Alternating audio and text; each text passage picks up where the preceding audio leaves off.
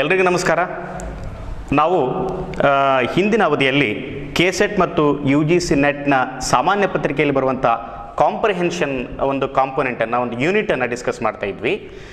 ಹೋದ ಅವಧಿಯಲ್ಲಿ ನಾನು ನಿಮ್ಗಾಗಲೇ ಹೇಳಿದ್ದೆ, ನಿಮಗೂ ಕೂಡ ಗೊತ್ತು, ಹೋದ ಅವಧಿಯಲ್ಲಿ ನಾವು ಡಿಸ್ಕಸ್ ಮಾಡಿದ ಹಾಗೆ ಕಾಂಪ್ರಿಹೆನ್ಷನ್ ಪಾರ್ಟಲ್ಲಿ ಒಂದು ಪ್ಯಾಸೇಜ್ ಬರ್ತದೆ, ಒಂದು ಅನ್ಸೀನ್ ಪ್ಯಾಸೇಜ್ ಬರ್ತದೆ. ಒಂದು ವಾಕ್ಯವೃಂದವನ್ನು ಕೊಟ್ಟಿರ್ತಾರೆ, ಅದರ ಕೆಳಗಡೆ 5 ಪ್ರಶ್ನೆಗಳನ್ನು ಕೊಟ್ಟಿರ್ತಾರೆ. ನಾವು ವಾಕ್ಯವೃಂದವನ್ನು ಓದಿ ಆ 5 ಪ್ರಶ್ನೆಗಳಿಗೆ ಉತ್ತರವನ್ನು ಕೊಡಬೇಕಾಗಿರ್ತದೆ. ಇವತ್ತಿನ ದಿನ ನಾವೇನು ಡಿಸ್ಕಸ್ ಮಾಡೋಣ ಅಂದರೆ ಹ್ಯಾಂಡ್ಸ್ ಆನ್ ಎಕ್ಸ್ಪೀರಿಯನ್ಸನ್ನು ತಗೊಳ್ಳೋಣ.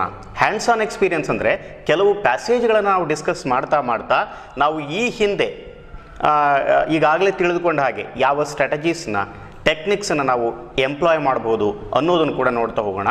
ಈಗಾಗಲೇ ನಾವು ಡಿಸ್ಕಸ್ ಮಾಡಿರುವಂಥ ಸ್ಟ್ರಾಟಜೀಸು ಎಷ್ಟರ ಮಟ್ಟಿಗೆ ಈ ಪ್ಯಾಸೇಜನ್ನು ನಾವು ಈಸಿಯಾಗಿ ಕ್ರ್ಯಾಕ್ ಮಾಡಲಿಕ್ಕೆ ನಮಗೆ ಹೆಲ್ಪ್ ಮಾಡ್ತೇವೆ ಅನ್ನೋದು ಕೂಡ ಡಿಸ್ಕಸ್ ಮಾಡ್ಬೋದು. ಅದಕ್ಕಿಂತ ಮುಂಚೆ ನಾವು ಹಿಂದಿನ ಅವಧಿಯಲ್ಲಿ ಏನು ಡಿಸ್ಕಸ್ ಮಾಡಿದ್ವಿ ಅನ್ನೋದನ್ನು ಒಂದು ಕ್ವಿಕ್ ರೀಕ್ಯಾಪ್ ತಗೊಂಡು ಮುಂದೆ ಹೋಗೋದು ಒಳ್ಳೆಯದು.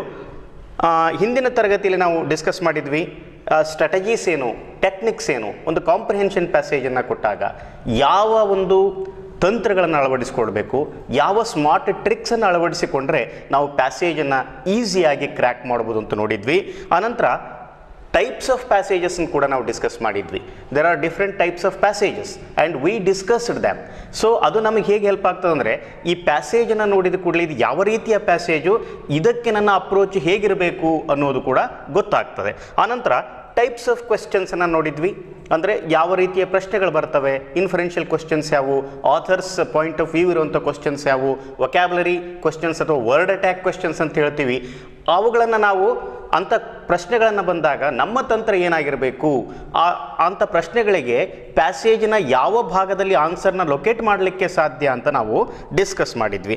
ಆನಂತರ 2 ವಿಶೇಷವಾದ ಮತ್ತು ತುಂಬ ನಮಗೆ ಹೆಲ್ಪ್ ಆಗುವಂಥ ಅಪ್ರೋಚ್ಗಳನ್ನು ಕೂಡ ನಾವು ಡಿಸ್ಕಸ್ ಮಾಡಿದ್ವಿ.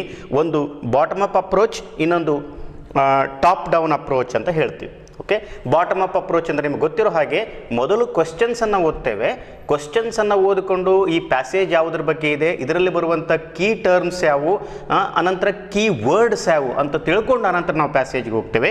ಇದು ಬಾಟಮ್ ಅಪ್ ಅಪ್ರೋಚ್. ಇನ್ನೊಂದು ಟಾಪ್ ಡೌನ್ ಅಪ್ರೋಚ್ ಅಂದರೆ ನಾವು ಪ್ಯಾಸೇಜನ್ನು ಮೊದಲು ಓದ್ತೇವೆ, ಅನಂತರ ಕ್ವೆಶ್ಚನ್ಸಿಗೆ ಬಂದು ಆನ್ಸರ್ ಮಾಡಲಿಕ್ಕೆ ಪ್ರಯತ್ನ ಪಡ್ತೇವೆ. ಆನಂತರ ಟೈಮ್ ಕನ್ಸ್ಟ್ರೇಂಟ್ಸ್ ಇದ್ದಾಗ ನಾವು ಹೇಗೆ ಮ್ಯಾನೇಜ್ ಮಾಡ್ಕೊಳ್ಬೇಕು, ಲೆಂದಿ ಪ್ಯಾಸೇಜ್ ಇದ್ದಾಗ ನಮ್ಮ ಅಪ್ರೋಚ್ ಏನಾಗಿರಬೇಕು ಅನ್ನೋದನ್ನು ಕೂಡ ನಾವು ಡಿಸ್ಕಸ್ ಮಾಡಿದ್ವಿ. ಇವತ್ತು ನಾನು ನಿಮ್ಗಾಗಲೇ ಹೇಳಿದಾಗೆ ಹ್ಯಾಂಡ್ಸ್ ಆನ್ ಎಕ್ಸ್ಪೀರಿಯನ್ಸನ್ನು ನಾವು ತಗೊಳ್ಳೋಣ. ಹ್ಯಾಂಡ್ಸ್ ಆನ್ ಎಕ್ಸ್ಪೀರಿಯನ್ಸ್ ಅಂದರೆ ಕೆಲವೊಂದು ಪ್ಯಾಸೇಜ್ಗಳನ್ನು ನಾವಿವತ್ತು ಡಿಸ್ಕಸ್ ಮಾಡ್ತಾ ನಮಗೆ ಈಗಾಗಲೇ ಗೊತ್ತಿರೋ ಟ್ರಿಕ್ಸನ್ನು ಅಪ್ಲೈ ಮಾಡಿ ನೋಡೋಣ. ಓಕೆ, ಎಲ್ಲಕ್ಕಿಂತ ಮುಖ್ಯವಾಗಿ ಒಂದು ವಿಷಯವನ್ನು ನಾನು ನಿಮಗೆ ಸ್ಪಷ್ಟಪಡಿಸಲಿಕ್ಕೆ ಇಷ್ಟಪಡ್ತೀನಿ ಅಭ್ಯರ್ಥಿಗಳೇ. Practice makes a man perfect ಅನ್ನೋ ಒಂದು ಮಾತಿದೆ ಇಂಗ್ಲೀಷಲ್ಲಿ. ಅಂದರೆ ನಾವು ಎಷ್ಟು ಪ್ರಾಕ್ಟೀಸ್ ಮಾಡ್ತೀವೋ ನಾವು ಅದರಲ್ಲಿ ಅಷ್ಟು ಪರಿಪೂರ್ಣತೆಯನ್ನು ಪಡಿತೀವಿ. ಪ್ರಾಕ್ಟೀಸ್ ಮಾಡೋದರಿಂದ ಅಥವಾ ಹ್ಯಾಂಡ್ಸ್ ಆನ್ ಎಕ್ಸ್ಪೀರಿಯನ್ಸ್ನಿಂದ ನಮಗೆ ಕಾನ್ಫಿಡೆನ್ಸ್ ಲೆವೆಲ್ಲು ಜಾಸ್ತಿ ಆಗ್ತದೆ. ನಮ್ಮ ಕಾನ್ಫಿಡೆನ್ಸ್ ಲೆವೆಲ್ ಯಾವಾಗ ಜಾಸ್ತಿ ಆಗ್ತದೋ ನಾವು ಪ್ಯಾಸೇಜನ್ನು ತುಂಬ ನಿರಾಳತೆಯಿಂದ ಕೂಲ್ ಆ್ಯಂಡ್ ಕಾಂಪೋಸ್ಡ್ ಆಗಿ ಅಪ್ರೋಚ್ ಮಾಡ್ತೇವೆ. ಓಕೆ, ಹಾಗಾದರೆ ಬನ್ನಿ ಈಗ ನಾವು ಒಂದಷ್ಟು ಪ್ಯಾಸೇಜ್ಗಳನ್ನು ತಗೊಳ್ಳೋಣ. ನಾನಿವತ್ತು ಡಿಸ್ಕಷನ್ಗೆ ತಗೊಳ್ತಾ ಇರುವಂಥ ಮೊದಲನೆಯ ಪ್ಯಾಸೇಜು 2015ರಲ್ಲಿ ಒಂದು ಕೆಸೆಟ್ ಎಕ್ಸಾಮ್ ಆಯಿತು. ಆ ಎಕ್ಸಾಮ್ನಲ್ಲಿ ಜನರಲ್ ಪೇಪರ್ ಇತ್ತಲ್ಲ, ಆ ಪೇಪರ್ಲಿರುವಂಥ ಪ್ಯಾಸೇಜನ್ನು ನಾನು ಡಿಸ್ಕಷನ್ಗೆ ತಗೊಳ್ತಾ ಇದ್ದೇನೆ. ಅದು ಕ್ವಶನ್ ಪೇಪರ್ ವರ್ಷನ್ W ಅಲ್ಲಿ ಇದಿದೆ. ಅಲ್ಲಿ ಪ್ರಶ್ನೆಗಳು 43, 44, 45, 46, 47, 48 ಒಟ್ಟು 6 ಪ್ರಶ್ನೆಗಳು ಈ ಹಿಂದೆ ಇರ್ತಾ ಇದ್ವು. ನಿನ್ನೆ ನಾನು ಆದಂಥ ಬದಲಾವಣೆಯನ್ನು ಹೇಳಿದೆ.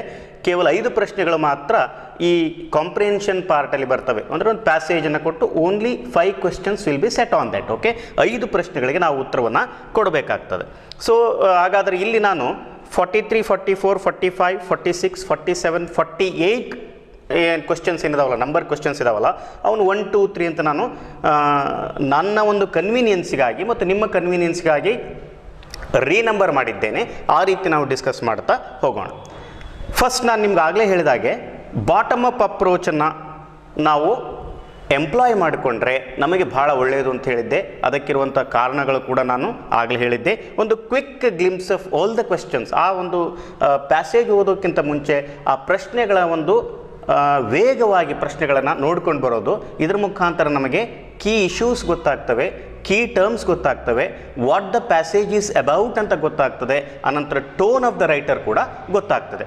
Okay, here we go. ಕ್ವಶನ್ಸನ್ನು ನಾನು ಇಲ್ಲಿ ಓದ್ತಾ ಹೋಗ್ತೇನೆ. ಮೊದಲನೇ ಪ್ರಶ್ನೆ, ಅಲ್ವಿನ್ ಟಾಫ್ಲರ್ ಯಾರು? ಓಕೆ, ಬರೀ ಪ್ರಶ್ನೆಗಳನ್ನು ಮಾತ್ರ ಓದ್ತೇನೆ, ನಾನು ಆಪ್ಷನ್ಸ್ಗಳಿಗೆ ಹೋಗೋದಿಲ್ಲ. ಅಲ್ವಿನ್ ಟಾಫ್ಲರ್ ಯಾರು? ಎರಡನೇ ಪ್ರಶ್ನೆ, ಯಾವುದು ಕಲ್ಪನೆಯಾಗಿತ್ತೋ ಅದು ಸಾಧ್ಯವಾಗಿದೆ, ಅದು ಯಾವುದು ಅನ್ನೋದಕ್ಕೆ. ಅಂದರೆ ಈ ಪ್ರತಿ ಪ್ರಶ್ನೆಗೂ 4 ಉತ್ತರಗಳನ್ನು, ಆಪ್ಷನ್ಸನ್ನು ಕೊಟ್ಟಿದ್ದಾರೆ, ಅವುಗಳನ್ನು ನೋಡೋದು ಬೇಡ. ಎರಡನೇ ಪ್ರಶ್ನೆ, ಯಾವುದು ಕಲ್ಪನೆಯಾಗಿತ್ತೋ ಅದು ಸಾಧ್ಯವಾಗಿದೆ. ಮೂರನೇ ಪ್ರಶ್ನೆ, ಅಲ್ವಿನ್ ಟಾಫ್ಲರ್ನ ಉತ್ತಮ ಕೃತಿಗಳು ಯಾವುವು ಅಂತ. ಅಲ್ವಿನ್ ಟಾಫ್ಲರ್ನ ಉತ್ತಮ ಕೃತಿಗಳು ಯಾವುವು? ನಾಲ್ಕನೇ ಪ್ರಶ್ನೆ, ಕರ್ಜ್ವೆಲ್ನು ಆಲ್ವಿನ್ ಟಾಫ್ಲರ್ಗಿಂತ ಹೇಗೆ ಭಿನ್ನ ಅನ್ನೋದು. ಐದನೇ ಪ್ರಶ್ನೆ, ನಮ್ಮ ನಿತ್ಯ ಜೀವನದ ಮೇಲೆ ಯಾವ ಅಥವಾ ಯಾರು ಪರಿಣಾಮ ಬೀರಿದೆ ಅಥವಾ ಪರಿಣಾಮ ಬೀರಿದ್ದಾರೆ, ಅಂದರೆ ಒಂದು ವಸ್ತು ಸಂಗತಿ ಆಗಿರ್ಬೋದು, ಇನ್ನೊಬ್ಬ ವ್ಯಕ್ತಿ ಆಗಿರ್ಬೋದು. ಓಕೆ, ಆನಂತರ ಆರನೇ ಪ್ರಶ್ನೆ, ಯಾವ ಕ್ಷೇತ್ರದಲ್ಲಿ ಕರ್ಜ್ವೆಲ್ ರವರು ಕಾರ್ಯನಿರ್ವಹಿಸುತ್ತಿದ್ದಾರೆಂದು ನಂಬಲಾಗಿತ್ತು, ಅವರ ಕ್ಷೇತ್ರ ಯಾವುದು, field of activity, field of work ಯಾವುದು ಅಂತ ಕೇಳಿದ್ದಾರೆ. ಓಕೆ, ನಾವು ಈ ಕ್ವಿಕ್ ಗ್ಲಿಮ್ಸ್ ಆಫ್ ಕ್ವಶನ್ಸನ್ನು ತೆಗೆದುಕೊಂಡು ಕೂಡಲೇ ನಮಗೇನು ಗೊತ್ತಾಗ್ತದೆ ಅಂದ್ಕೂಡಲೇ ಇಲ್ಲಿ 2 ಹೆಸರುಗಳು ನಮಗೆ ಗೊತ್ತಾಗ್ತವೆ. ಈ ಪ್ಯಾಸೇಜು ಯಾರೋ ಒಬ್ಬ ಅಲ್ವಿನ್ ಟಾಫ್ಲರ್ ಅನ್ನೋ ವ್ಯಕ್ತಿ ಬಗ್ಗೆ ಇದೆ, ಈ ಪ್ಯಾಸೇಜು ಕರ್ಜ್ವೆಲ್ ಅನ್ನೋರ ಬಗ್ಗೆ ಇದೆ. ಈ ಪ್ಯಾಸೇಜ್ನಲ್ಲಿ ಏನಿದೆ, ಅವರು ಕೆಲಸ ಮಾಡುತ್ತಿರುವಂಥ ಕ್ಷೇತ್ರಗಳ ಬಗ್ಗೆ ಮಾಹಿತಿ ಇದೆ. ಅನಂತರ ಅಲ್ವಿನ್ ಟಾಫ್ಲರ್ ಮತ್ತು ಕರ್ಜನನ್ನು ಹೋಲಿಸಿ ವ್ಯತ್ಯಾಸವನ್ನು ಅರ್ಥ ಮಾಡಿಕೊಳ್ಳುವಂಥ ಒಂದು ಪ್ರಯತ್ನ ಕೂಡ ಈ ಪ್ಯಾಸೇಜಲ್ಲಿದೆ. ಆನಂತರ ಕಾಲ್ಪನಿಕತೆ ಮತ್ತು ಸಾಧ್ಯತೆ ಬಗ್ಗೆ ಇದೆ. ಹಾಗಾದರೆ ಈ ರೆವಲ್ಯೂಷನ್ ಬಗ್ಗೆ ಏನೋ ಮಾತಾಡ್ತಾ ಇದ್ದಾರೆ, ಏನೋ ಕ್ರಾಂತಿಯಾಗಿದೆ, ಏನೋ ಬದಲಾವಣೆ ಆಗಿದೆ. ಈಗ ನಮಗೆ ಈ ಪ್ಯಾಸೇಜ್ ಯಾವುದರ ಬಗ್ಗೆ ಇದೆ ಅನ್ನೋದು ನಮಗೊಂದು ಇಂಟ್ರಡಕ್ಷನ್ ಸಿಕ್ತು. ಬರೀ ಪ್ರಶ್ನೆಗಳನ್ನು ಓದಿದ ಅಭ್ಯರ್ಥಿಗಳೇ ನಾನು ಅದರಲ್ಲಿರುವಂಥ ಆಪ್ಷನ್ಸ್ ಕೂಡ ಓದಿಲ್ಲ. ಬರೀ ಪ್ರಶ್ನೆಗಳನ್ನು ಓದಿದ ಕೂಡ ನನಗೇನು ಗೊತ್ತಾಯಿತು ಅಂದರೆ, ಈ ಪ್ರಶ್ನೆಗಳ ಓದೋದ್ರ ಮುಖಾಂತರ ಈ ಪ್ಯಾಸೇಜ್ ಯಾವುದ್ರ ಬಗ್ಗೆ ಇದೆ, I can locate the passage in the context. ಕೊಟ್ಟಿರುವಂಥ ಸನ್ನಿವೇಶದಲ್ಲಿ ನಾನು ಪ್ಯಾಸೇಜನ್ನು ಲೊಕೇಟ್ ಮಾಡಲಿಕ್ಕೆ ನನಗೆ ಸಾಧ್ಯ ಆಯಿತು. ಈ ಒಂದು ಅಂಡರ್ಸ್ಟ್ಯಾಂಡಿಂಗಿಂದ ನಾವು ಪ್ಯಾಸೇಜನ್ನು ಓದ್ತಾ ಹೋದರೆ ನಮಗೆ ಭಾಳಷ್ಟು ಕ್ಲಾರಿಟಿ ಸಿಗ್ತದೆ. ಅನಂತರ ಈ ಪ್ರಶ್ನೆಗಳು ಕೂಡ ನಮಗೆ ನೆನಪಿರ್ತವೆ. ಆಲ್ವಿನ್ ಟಾಫ್ಲರ್ ಅಂತ ಬಂದಾಗ, ಆಲ್ವಿನ್ ಟಾಫ್ಲರ್ನ ಕೃತಿಗಳು ಅಂತ ಬಂದಾಗ, ಕರ್ಜ್ವೆಲ್ ಅಂತ ಬಂದಾಗ, ಆನಂತರ ಕಾಲ್ಪನಿಕತೆ, ಸಾಧ್ಯತೆ ಅಂತ ಬಂದಾಗ ಮತ್ತೆ ನಾವು ಟ್ಯೂನ್ ಅಪ್ ಆಗ್ತೀವಿ. We can go back to questions again. ಮತ್ತೆ ಪ್ರಶ್ನೆಗಳನ್ನು ನೋಡ್ಕೊಳ್ಬೋದು, ಮತ್ತೆ ಉತ್ತರಗಳಿಗೆ ನಾವು ಹೋಗ್ಬೋದು. ಹಾಗಾದರೆ ಈ ಪ್ರಶ್ನೆಗಳನ್ನು ಸ್ವಲ್ಪ ಅನಲೈಸ್ ಮಾಡ್ತಾ ಹೋಗೋಣ, ವಿಶ್ಲೇಷಣೆ ಮಾಡೋಣ ಏನೇನಿದೆ ಅಂತ. ಸೊ ಈ ಪ್ಯಾಸೇಜ್ ಮೇಲ್ನೋಟಕ್ಕೆ ನಮಗೇನು ಅನಿಸ್ತಾ ಇದೆ, ಈ ಪ್ಯಾಸೇಜು ಸೈನ್ಸ್ ಆ್ಯಂಡ್ ಟೆಕ್ನಾಲಜಿ ಬಗ್ಗೆ ಇರಬಹುದು.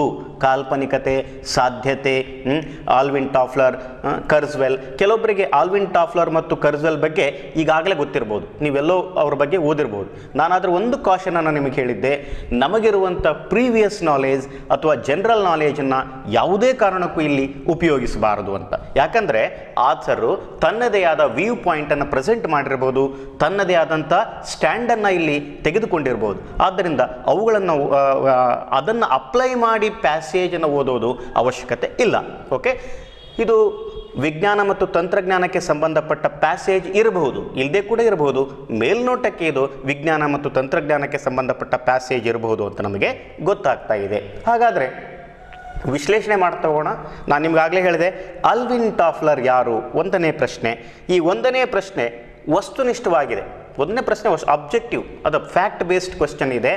ಆದರೂ ಕೂಡ ಇದರಲ್ಲಿ ಏನು ಮಾಡ್ಬೋದು ಕ್ವಶನ್ ಪೇಪರ್ ಸೆಟ್ಟರ್ ಅಂದರೆ, ಫ್ಯಾಕ್ಟ್ ಬೇಸ್ಡ್ ಕ್ವಶನನ್ನು ಕೊಟ್ಟು ಆಪ್ಷನ್ಸಲ್ಲಿ ಕನ್ಫ್ಯೂಷನನ್ನು ಕ್ರಿಯೇಟ್ ಮಾಡ್ಬೋದು. ಯಾಕಂದರೆ ಇಲ್ಲಿ 2 ವ್ಯಕ್ತಿಗಳ ಬಗ್ಗೆ ಅವರು ಮಾತಾಡ್ತಾ ಹೋಗ್ತಾ ಇದ್ದಾರೆ. ಒಬ್ಬರು ಆಲ್ವಿನ್ ಟಾಫ್ಲರ್, ಇನ್ನೊಬ್ಬರು ಕರ್ಜ್ವೆಲ್ ಬಗ್ಗೆ ಮಾತಾಡ್ತಾ ಹೋಗ್ತಾರೆ. ಕರ್ಜ್ವೆಲ್ನ ಫೀಲ್ಡು, ಆಲ್ವಿನ್ ಟಾಫ್ಲರ್ನ ಫೀಲ್ಡು ಬೇರೆ ಆಗಿರ್ಬೋದು, ಅಥವಾ ರಿಲೇಟೆಡ್ ಫೀಲ್ಡ್ ಆಗಿರ್ಬೋದು. ಅಲ್ಲಿ ಕನ್ಫ್ಯೂಷನ್ನ ಕ್ರಿಯೇಟ್ ಮಾಡುವಂಥ ಚಾನ್ಸ್ ಇರೋದ್ರಿಂದ ನಾವು ಪ್ಯಾಸೇಜನ್ನು ಓದಿ ಇದಕ್ಕೆ ಆನ್ಸರ್ನ ಹಾಕಬೇಕು. ಇದು ವಸ್ತುನಿಷ್ಠ ಪ್ರಶ್ನೆ ಆಗಿರ್ಬೋದು. ಇನ್ನೊಂದು 2ನೇ ಪ್ರಶ್ನೆ, ಯಾವುದು ಕಲ್ಪನೆಯಾಗಿತ್ತೋ ಅದು ಸಾಧ್ಯವಾಗಿದೆ, ಅದು ಯಾವುದು ಅಂತ ಕೇಳಿದ್ದಾರೆ. ಇದು ನೋಡಲಿಕ್ಕೆ ಎಷ್ಟೋ ಸಲ ಇಂಥ ಪ್ರಶ್ನೆಗಳು ಫ್ಯಾಕ್ಚುವಲ್ ಆಗಿರ್ತವೆ, ಆದರೆ ಓದಿದ್ದನ್ನು ರೀಆರ್ಗನೈಸ್ ಮಾಡಿ ಉತ್ತರಿಸಬೇಕಾಗ್ಬೋದು. ಕೆಲವೊಂದು ಸಲ ಆಗ್ತದೆ ಇದನ್ನು ಓದಿದ್ದನ್ನು ಇಡೀ ಪ್ಯಾಸೇಜನ್ನು ಓದಿ ಅದರಲ್ಲಿರುವಂಥ ಎಲ್ಲ ವಿವರಗಳನ್ನು ನಾವು ಮರುಸಂಘಟಿಸಿ ಉತ್ತರವನ್ನು ಕೊಡಬೇಕಾಗ್ತದೆ. ಯಾಕೆಂದರೆ ಅಲ್ಲಲ್ಲಿ ವಿವರಗಳನ್ನು ಕೊಟ್ಟಿರ್ತಾರೆ, ಆ ಎಲ್ಲ ವಿವರಗಳನ್ನು ಕ್ರೋಢೀಕರಿಸಿದಾಗ ನಮಗೊಂದು ಸಮಗ್ರ ಚಿತ್ರಣ ಸಿಗ್ತದೆ. ಆ ಮುಖಾಂತರ ನಾವೇನು ಮಾಡ್ಬೋದು, ಹೋಲಿಕೆ ವ್ಯತ್ಯಾಸಗಳನ್ನು ಪರಿಶೀಲಿಸಿ ಉತ್ತರ ಕೊಡಬೇಕಾಗ್ತದೆ. ಓಕೆ, ಇನ್ನು ಮೂರನೇ ಪ್ರಶ್ನೆಗೆ ಬರೋಣ. ಆಲ್ವಿನ್ ಟಾಫ್ಲರ್ನ ಉತ್ತಮ ಕೃತಿಗಳು ಯಾವುವು? ಇದಂತೂ ಫ್ಯಾಕ್ಚುಯಲ್ ಪ್ರಶ್ನೆ, ತುಂಬ ವಸ್ತುನಿಷ್ಠವಾದಂಥ ಪ್ರಶ್ನೆ. ಆತನ ಕೃತಿಗಳ ಲಿಸ್ಟಲ್ಲಿರ್ತದೆ, ಅದನ್ನು ನಾವು ಹೆಕ್ಕಿ ಉತ್ತರ ಕೊಡ್ಬೋದು. ಅಂದರೆ ನಾವು ಪ್ಯಾಸೇಜನ್ನು ಇಡಿಯಾಗಿ ಓದೋದು ಬೇಕಾಗಿಲ್ಲ ಅಂತ ಪ್ರಶ್ನೆಗಳಿಗೆ. ಪ್ಯಾಸೇಜ್ ಓದ್ತಾ ಇರಬೇಕಾದ್ರೆ ನಡುವೆ ಎಲ್ಲೋ ಉತ್ತರ ಸಿಕ್ಕಿಬಿಡ್ಬೋದು, ಒಂದು ಡೈರೆಕ್ಟ್ ಸೆಂಟೆನ್ಸೇ ಸ್ಟಾರ್ಟ್ ಆಗಿಬಿಡ್ಬೋದು. ಆಲ್ವಿನ್ ಟಾಫ್ಲರ್ನ ಉತ್ತಮ ಕೃತಿಗಳು ಅಥವಾ ಆಲ್ವಿನ್ ಟಾಫ್ಲರ್ನ ಒಟ್ಟು ಕೃತಿಗಳು ಯಾವ್ಯಾವಿದಾವೆ ಅಥವಾ ಒಟ್ಟು ಆಲ್ವಿನ್ ಟಾಫ್ಲರ್ನ ಕೃತಿಗಳನ್ನು ಹೆಸರಿಸುವುದಾದರೆ ಅಂತ ಒಂದು ಸೆಂಟೆನ್ಸ್ ಬಂದುಬಿಡ್ಬೋದು, ಅಲ್ಲೇ ನಮಗೆ ಉತ್ತರ ಸಿಕ್ಕಿಬಿಡ್ಬೋದು. ಓಕೆ, ಆದರೆ ಫೈನಲ್ ಆನ್ಸರನ್ನು ಹಾಕೋಕ್ಕಿಂತ ಮುಂಚೆ ಯಾರೂ ಕೂಡ ಅವಸರ ಮಾಡಬಾರ್ದು. ಈ ಉತ್ತರ ಇರಬಹುದು ಅಂತ ನೀವು ಮಾರ್ಕ್ ಮಾಡಿ ಇಟ್ಕೊಂಡಿರಬೇಕೇ ವಿನಃ ಅದೇ ಉತ್ತರ ಅಂತ ಫೈನಲ್ ಆನ್ಸರ್ OMR ರೀಡರಲ್ಲಿ ಅಥವಾ ನಿಮ್ಮ ಆನ್ಲೈನ್ ಎಕ್ಸಾಮ್ ಬರೀಬೇಕಾದ್ರೆ ಆ ಆನ್ಸರ್ನ ಮಾರ್ಕ್ಔಟ್ ಮಾಡಬಾರ್ದು. ಓಕೆ, ಯಾಕೆ ಮಾಡಬಾರ್ದು ಅಂದರೆ ಪ್ಯಾಸೇಜನ್ನು ಓದಿದ ಮೇಲೆ ಸಂಪೂರ್ಣವಾಗಿ ಪ್ಯಾಸೇಜನ್ನು ಓದಿದ ಮೇಲೆ ಮಾತ್ರ ನಮಗೆ ಫೈನಲ್ ಆನ್ಸರು ಗೊತ್ತಾಗ್ತದೆ. ಓಕೆ, ಹಾಗಾದರೆ ಟೈಮ್ ಇರದೇ ಇದ್ದರೆ ಏನು ಮಾಡಬೇಕಿಂತ ಪ್ರಶ್ನೆಗಳಿಗೆ ಅಂದರೆ, ಟೈಮ್ ಇರದೇ ಇದ್ದರೆ ನಾನು ನಿಮ್ಗೆ ಆಗಲೇ ಹೇಳಿದ್ದೆ, ಒಂದು ತರಗತಿಯಲ್ಲಿ ನಾವು ಡಿಸ್ಕಸ್ ಮಾಡಿದ್ವಿ, ಸ್ಕ್ಯಾನಿಂಗ್ ಟೆಕ್ನಿಕ್ಕನ್ನು ಎಂಪ್ಲಾಯ್ ಮಾಡಬೇಕು. ಸ್ಕ್ಯಾನಿಂಗ್ ಟೆಕ್ನಿಕ್ ಏನು ಮಾಡ್ತದೆ, ಸುಮ್ಮನೆ ನಾವು ಐಸನ್ನು run our eyes okay fast speedily ನಮ್ಮ ಕಣ್ಣನ್ನು ಹಿಂಗೆ ಓಡಿಸ್ತೇವೆ ಟೆಕ್ಸ್ಟ್ ಮೇಲೆ, ನಮಗೊಂದು ಇನ್ಫಾರ್ಮೇಷನ್ ಬೇಕಾಗಿದೆ, ಅದನ್ನು ಲೊಕೇಟ್ ಮಾಡ್ತೇವೆ, ಅಲ್ಲಿ ಉತ್ತರ ಬರೀತೇವೆ. So scanning is reading for specific information ಅಥವಾ ಪರ್ಟಿಕ್ಯುಲರ್ ಪೀಸ್ ಆಫ್ ಇನ್ಫಾರ್ಮೇಷನ್. ಒಂದು ನಿರ್ದಿಷ್ಟ ಅಂಶಕ್ಕಾಗಿ ಓದೋದಿದೆಯಲ್ಲ ಅದು ಸ್ಕ್ಯಾನಿಂಗು. ಅದನ್ನು ನೀವು ಮಾಡಿ, ನಿಮಗೆ ಟೈಮ್ ಇರದೇ ಇದ್ದರೆ ಸ್ಕ್ಯಾನಿಂಗನ್ನು ಕೂಡ ಯೂಸ್ ಮಾಡಿ ಆನ್ಸರು ಮಾರ್ಕ್ ಮಾಡ್ಬೋದು. ಆನಂತರ ಅದರಲ್ಲಿ ಏನು ಕೃತಿಗಳು ಅನ್ನೋ ಪದ ಸಿಕ್ಕರೂ ಸಾಕು, ನಿಮಗೆ ಸ್ಕ್ಯಾನ್ ಮಾಡಬೇಕಾದ್ರೆ ಕೃತಿಗಳನ್ನು ಪದದ ಪಕ್ಕದಲ್ಲಿ ಉತ್ತರ ಸಿಗೋ ಚಾನ್ಸಸ್ಸು ಬಹಳ ಇರ್ತದೆ. ನೋಡೋಣ, ನಾನೀಗ ಪ್ರಶ್ನೆಗಳನ್ನು ವಿಶ್ಲೇಷಣೆ ಮಾಡ್ತಾ ಇದ್ದೇನೆ, ನಂತರ ಪ್ಯಾಸೇಜಿಗೆ ಹೋದಾಗ ಇವೆಲ್ಲ ಟೆಕ್ನಿಕ್ಸ್ನ ಎಂಪ್ಲಾಯ್ ಮಾಡಲಿಕ್ಕೆ ಪ್ರಯತ್ನ ಪಡೋಣ. ಓಕೆ, ಇನ್ನು ನಾಲ್ಕನೇ ಪ್ರಶ್ನೆಗೆ ಬರೋಣ. ಕರ್ಜ್ವೆಲ್ ಆಲ್ವಿನ್ ಟಾಫ್ಲರ್ನಿಂದ ಹೇಗೆ ಭಿನ್ನ? ಮೊದಲೇ ನಾವು ನೋಡಿದ್ವಿ, ಇಲ್ಲಿ ಇಬ್ಬರು ವ್ಯಕ್ತಿಗಳ ಒಂದು ಸಾಧನೆಗಳನ್ನು, ಅವರ ವ್ಯಕ್ತಿ ಚಿತ್ರಣವನ್ನು ಇಲ್ಲಿ ನೀಡಿದ್ದಾರೆ. ಸೊ ಕರ್ಜ್ವೆಲ್ ಆಲ್ವಿನ್ ಟಾಫ್ಲರ್ಗಿಂತ ಹೇಗೆ ಭಿನ್ನ ಅಂದರೆ, ಇಬ್ಬರು ವ್ಯಕ್ತಿಗಳ ಸಾಧನೆಗಳು ಸ್ವಲ್ಪ ಭಿನ್ನತೆ ಇರ್ಬೋದು. ಅದರಿಂದ ಭಿನ್ನತೆಯನ್ನು ಇಲ್ಲಿ ನಾವೇನು ಮಾಡಬೇಕಾಗ್ತದೆ, ಗುರುತಿಸಬೇಕಾಗ್ತದೆ, ಹೋಲಿಸಿ ವ್ಯತ್ಯಾಸವನ್ನು ಗಮನಿಸಿ ಉತ್ತರಿಸಬೇಕಾಗ್ತದೆ. ಆನಂತರ ಒಂದೇ ವ್ಯತ್ಯಾಸ ಹೇಳಿದರೆ ಬಹಳ ಕೆಲಸ ನಮ್ಮದು ಸುಲಭ ಆಗ್ತದೆ. ಆದರೆ ಏನು ಮಾಡಿರ್ತಾರೆ ಎಕ್ಸಾಮಿನರ್ ಅಥವಾ ಕ್ವೆಶ್ಚನ್ ಪೇಪರ್ ಸೆಟ್ಟರ್ ಏನು ಮಾಡಿರ್ತಾರೆ ಅಂದರೆ, ಬಹಳಷ್ಟು ವ್ಯತ್ಯಾಸಗಳನ್ನು ಅಲ್ಲಲ್ಲಿ ಲಿಸ್ಟ್ ಮಾಡಿದರೆ ಆಗ ನಾವೇನು ಮಾಡಬೇಕಾಗ್ತದೆ ಅಂದರೆ, we need to be very very careful. ಯಾಕಂದರೆ ಅಲ್ಲಿರೋ ಇನ್ಫಾರ್ಮೇಷನ್ನು ಇಲ್ಲಿರೋ ಇನ್ಫಾರ್ಮೇಷನ್ ಎಲ್ಲವನ್ನು ತೆಗೆದುಕೊಂಡು ಕೆಳಗಡೆ ಉತ್ತರಕ್ಕೆ ಬರಬೇಕಾಗ್ತದೆ. ಕೆಲವೊಂದು ಸಲ ಮಾಸ್ಟರ್ ಮ್ಯಾಚಿಂಗ್ ಇರ್ತವೆ, ಅಂದರೆ ABCD ಅಂತ ಉತ್ತರ ಕೊಟ್ಟು ಕೆಳಗಡೆ ಏನು ಮಾಡ್ತಾರೆ ಅಂತಂದ್ರೆ ಅವರು 1 and 2, 2 and 3 ಆ ರೀತಿ, ಅಂದರೆ ಇದರಲ್ಲಿ ಎರಡು ಇರ್ಬೋದು, ಎರಡು ಭಿನ್ನತೆಗಳನ್ನು ಗುರುತಿಸಿ ಉತ್ತರದಲ್ಲಿ ಕೊಟ್ಟಿರ್ಬೋದು, ಅದನ್ನು ಮತ್ತೆ ಕೆಳಗಡೆ ಇರುವಂಥ ಕೋಡಲ್ಲಿ ಮಾಸ್ಟರ್ ಮ್ಯಾಚ್ ಮಾಡಬೇಕಾಗ್ತದೆ. ಆ ರೀತಿ ಪ್ರಶ್ನೆಗಳು ಕೂಡ ಬರ್ಬೋದು. ಓಕೆ, ಆನಂತರ ಸೂಕ್ಷ್ಮವಾಗಿ ಪ್ಯಾಸೇಜನ್ನು ಓದಬೇಕು, ಫೈನಲ್ ಆನ್ಸರ್ಗೆ ಹೋಗೋದು ಸೂಕ್ತ. ಅಂದರೆ ಎಲ್ಲವನ್ನ ಓದಿ ಪರಿಶೀಲಿಸಿ ಫೈನಲ್ ಆನ್ಸರ್ಗೆ ಹೋಗೋದು ಸೂಕ್ತ. ಇಂಥ ಪ್ರಶ್ನೆಗಳು ಬಂದಾಗ ಓಕೆ, ನಮ್ಮ ಮುಂದಿನ ಪ್ರಶ್ನೆಗೆ ಹೋಗೋಣ. ನಮ್ಮ ನಿತ್ಯ ಜೀವನದ ಮೇಲೆ ಯಾವ ಅಥವಾ ಯಾರು ಪರಿಣಾಮ ಬೀರಿದೆ ಅಂದರೆ ನಮ್ಮ ನಿತ್ಯ ಜೀವನದ ಮೇಲೆ ಪರಿಣಾಮ ಬೀರಿದ್ದು ಯಾವುದು ಅಥವಾ ನಮ್ಮ ನಿತ್ಯ ಜೀವನದ ಮೇಲೆ ಯಾರು ಪರಿಣಾಮ ಬೀರಿದ್ದಾರೆ? ಅದು ಏನಾಗಿರ್ಬೋದು, ಯಾರು ಅಂತ ಬಂದಾಗ ವ್ಯಕ್ತಿ ಆಗಿರ್ಬೋದು, ಯಾವುದು ಅಂತ ಬಂದಾಗ ಸಂಗತಿ ವಸ್ತು ಆಗಿರ್ಬೋದು. ಸೊ ಇದನ್ನು ಹೇಗೆ ನಾವು ಉತ್ತರಿಸೋದು ಅಂದರೆ, it all depends on the options given there. ಅಲ್ಲಿ ಕೊಟ್ಟಿರುವಂಥ ಉತ್ತರಗಳೇನಿದಾವಲ್ಲ ಆ ಉತ್ತರಗಳ ಆಧಾರದ ಮೇಲೆ ನಾವು ಡಿಸೈಡ್ ಮಾಡಬೇಕಾಗತ್ತೆ. ಇಂಥ ಪ್ರಶ್ನೆಗಳು ಬಂದಾಗ ತುಂಬ ಕನ್ಫ್ಯೂಷನ್ ಕೂಡ ಕ್ರಿಯೇಟ್ ಮಾಡೋ ಚಾನ್ಸಸ್ ಇರ್ತದೆ. ಒಂದು ಸಂಗತಿಯನ್ನು ಕೊಟ್ಟಿರ್ಬೋದು, ಮತ್ತೊಬ್ಬ ವ್ಯಕ್ತಿಯನ್ನು ಕೊಟ್ಟಿರ್ಬೋದು, ಆಗ ನೀವು ತೂಕ ಮಾಡಬೇಕಾಗ್ತದೆ. ಯಾವುದು ಜಾಸ್ತಿ ಇದೆ, ಯಾವುದು ತುಂಬ ಸೂಕ್ತವಾದ ಮತ್ತು ತುಂಬ ಹತ್ತಿರವಾದ ಒಂದು ಉತ್ತರ ಆಗಿದೆ ಅಂತ ನೀವು ಚೂಸ್ ಮಾಡಬೇಕು. ಅಂದರೆ ಅವರು ಅದಕ್ಕೆ ಮೇಲೆ ಕೊಟ್ಟಿರ್ತಾರೆ, choose the most appropriate answer ಅಂತಲೇ ಕೊಟ್ಟಿರ್ತಾರೆ. ಆ ಒಂದು ವಿಷಯದಲ್ಲಿ ನಾವು ತುಂಬ ಹುಷಾರಾಗಿರಬೇಕಾಗ್ತದೆ. ಇನ್ನು ಕೊನೆಯ ಪ್ರಶ್ನೆ, ಇದು 6ನೇ ಪ್ರಶ್ನೆ. ಯಾವ ಕ್ಷೇತ್ರದಲ್ಲಿ ಕರ್ಜ್ವೆಲ್ರು ಕಾರ್ಯನಿರ್ವಹಿಸುತ್ತಿದ್ದಾರೆಂದು ನಂಬಲಾಗಿತ್ತು? ಪ್ರಶ್ನೆನ ನೀವು ಗಮನಿಸಬೇಕು. ಯಾವ ಕ್ಷೇತ್ರದಲ್ಲಿ ಕರ್ಜ್ವೆಲ್ರು ಅಂದರೆ ಕರ್ಜ್ವೆಲ್ರು ಕರ್ಜ್ವೆಲ್ರ ಬಹಳಷ್ಟು ಕ್ಷೇತ್ರಗಳನ್ನು ಅಲ್ಲಿ ಕೊಟ್ಟಿರ್ಬೋದು. ಇಲ್ಲಿ ಪ್ರಶ್ನೆ ಕೇಳ್ತಾ ಇದ್ದಾರೆ. ಇದು ಫ್ಯಾಕ್ಚುಯಲ್ ಕ್ವಶನ್ನು, ಮೇಲ್ನೋಟಕ್ಕೆ ಬಹಳ ಈಸಿ ಅನಿಸ್ಬಿಡ್ತದೆ, ಇದು ತುಂಬ ಫ್ಯಾಕ್ಚುಯಲ್ ಕ್ವೆಶ್ಚನ್ ಅಂತ. ಆದರೆ ವಿವರಗಳು ಬಹಳ ನೀಡಿ, ತುಂಬ ವಿವರಗಳನ್ನು ನೀಡಿ ಅದನ್ನು ಕನ್ಫ್ಯೂಸ್ ಮಾಡೋ ಚಾನ್ಸಸ್ ಇರ್ತದೆ. ಆನಂತರ ಇಬ್ಬರು ಸಾಧಕರ ಒಂದು ಪ್ಯಾಸೇಜ್ ಆಗಿರೋದ್ರಿಂದ ಅಲ್ಲಿ ಕೂಡ ನಮಗೆ ಚಾಲೆಂಜಸ್ ಬರಬಹುದು, ಸವಾಲುಗಳು ಕೂಡ ಎದುರಾಗಬಹುದು. ಓಕೆ, ಈಗ ನಾವು ಪ್ರಶ್ನೆಗಳನ್ನು ನೋಡಿದ್ವಿ, ಪ್ರಶ್ನೆಗಳನ್ನು ಅನಲೈಸ್ ಮಾಡಿದ್ವಿ. ಪ್ರಶ್ನೆಗಳನ್ನು ನಾನು ನಿಮಗೆ ಅನಲೈಸ್ ಮಾಡಿ ತೋರಿಸ್ತಾ ಇದ್ದೇನೆ. ಇದೇ ರೀತಿ ಅನಾಲಿಸಿಸ್ ನೀವು ಮೆಂಟಲಿ ಮಾಡಬೇಕಾಗ್ತದೆ. ಆದರೆ ತುಂಬ ಹೊತ್ತನ್ನು ಪ್ರಶ್ನೆಗಳ ಅನಾಲಿಸಿಸ್ ಮಾಡೋದರಲ್ಲಿ ಕಳಿಬಾರ್ದು. ನಿಮಗೆ ಪ್ರಾಕ್ಟೀಸ್ ಮಾಡ್ತಾ ಮಾಡ್ತಾ ಮಾಡ್ತಾ ಈ ಪ್ಯಾಸೇಜ್ಗಳ ಮೇಲೆ ಒಂದು ಗ್ರಿಪ್ ಬರ್ತದೆ. ಆಗ ನಿಮ್ಗೆ ಗೊತ್ತಾಗ್ತದೆ ಈ ಪ್ಯಾಸೇಜಸ್ ಡಿಫಿಕಲ್ಟು ಅಲ್ಲ, ಈಸಿ ಕೂಡ ಅಲ್ಲ. It all depends on our practice. ಆದರೆ ನಮ್ಮ UGC ನೆಟ್ಟು ಮತ್ತು KCETಗೆ ಬರುವಂಥ ಪ್ಯಾಸೇಜಸ್ಗಳು ತುಂಬ ಮಾಡರೇಟ್ ಲೆವೆಲಲ್ಲಿ ಇರ್ತವೆ, ಭಾಳ ಡಿಫಿಕಲ್ಟ್ ಅಂತೂ ನಿಜವಾಗ್ಲೂ ಇರೋದಿಲ್ಲ. ಹಾಗಂತಂದು ಈಸಿ ಇದೆ ಅಂತ ಮೈಮರೆತು ಕೂತ್ರೆ ಕೂಡ ಅಲ್ಲಿ ನಮಗೆ ಲಾಸ್ ಆಗೋ ಚಾನ್ಸಸ್ ತುಂಬ ಇರ್ತದೆ. ಓಕೆ, ಈಗ ಹಾಗಾದರೆ ನಾವು ಆ್ಯಕ್ಚುಯಲ್ ಪ್ಯಾಸೇಜನ್ನು ಓದ್ತಾ ಹೋಗೋಣ. ನಾನು ಪ್ಯಾಸೇಜ್ ಓದ್ತಾ ನನಗೆ ಉತ್ತರಗಳು ಎಲ್ಲಿ ಸಿಗ್ಬೋದು ಅಂತ ಕೂಡ ಹೇಳ್ತೀನಿ. ಯಾವ್ಯಾವ ಟೆಕ್ನಿಕ್ಗಳನ್ನು ನಾನು ಇಲ್ಲಿ ಎಂಪ್ಲಾಯ್ ಮಾಡ್ತಾ ಹೋದೆ ಅಥವಾ ನೀವು ಯಾವ ಟೆಕ್ನಿಕ್ಗಳನ್ನು ಎಂಪ್ಲಾಯ್ ಮಾಡಬಹುದು ಅನ್ನೋದನ್ನು ನೋಡ್ತಾ ಹೋಗೋಣ. ಹಾಗಾದರೆ ಪ್ಯಾಸೇಜನ್ನು ಓದೋಣ ಬನ್ನಿ. ಕೆಳಗಿನ ಗದ್ಯಾಂಶವನ್ನು ಗಮನವಿಟ್ಟು ಓದಿ 43ರಿಂದ 48ರವರೆಗಿನ ಪ್ರಶ್ನೆಗಳಿಗೆ ಉತ್ತರಿಸಿ ಅಂತ. ಈ ಕ್ವಶನ್ ಪೇಪರಲ್ಲಿ ನಾನು ಆಗಲೇ ಹೇಳಿದೆ ವರ್ಷನ್ W. ಇದು ಈ ಪ್ರಶ್ನೆ ಪತ್ರಿಕೆಯಲ್ಲಿ 2015ರ ಪ್ರಶ್ನೆ ಪತ್ರಿಕೆ ಆಗಿರೋದು. ಅಲ್ಲಿ ಆ ರೀತಿ 43, 48 ಅಂತ ಕೊಟ್ಟಿದ್ದಾರೆ. ನಾನು 1, 2 ಅಂತ ಹೇಳಿದೆ. ಈಗ ಪ್ಯಾಸೇಜನ್ನು ಓದ್ತಾ ಹೋಗೋಣ. ಇಂದಿನ ಜಗತ್ತಿನ ವಾಸ್ತವಗಳಾಗಿರುವ ಅದೆಷ್ಟೋ ವಿಷಯಗಳನ್ನು ಹೈಫನ್ ಹಾಕಿದ್ದಾರೆ. ಸೆಲ್ಫೋನ್ನಿಂದ ಹಿಡಿದು ಟ್ಯಾಬ್ಲೆಟ್ವರೆಗೆ ವಿಜ್ಞಾನ ಸಾಹಿತ್ಯ ಬಹಳ ಹಿಂದೆಯೇ ಊಹಿಸಿತ್ತು.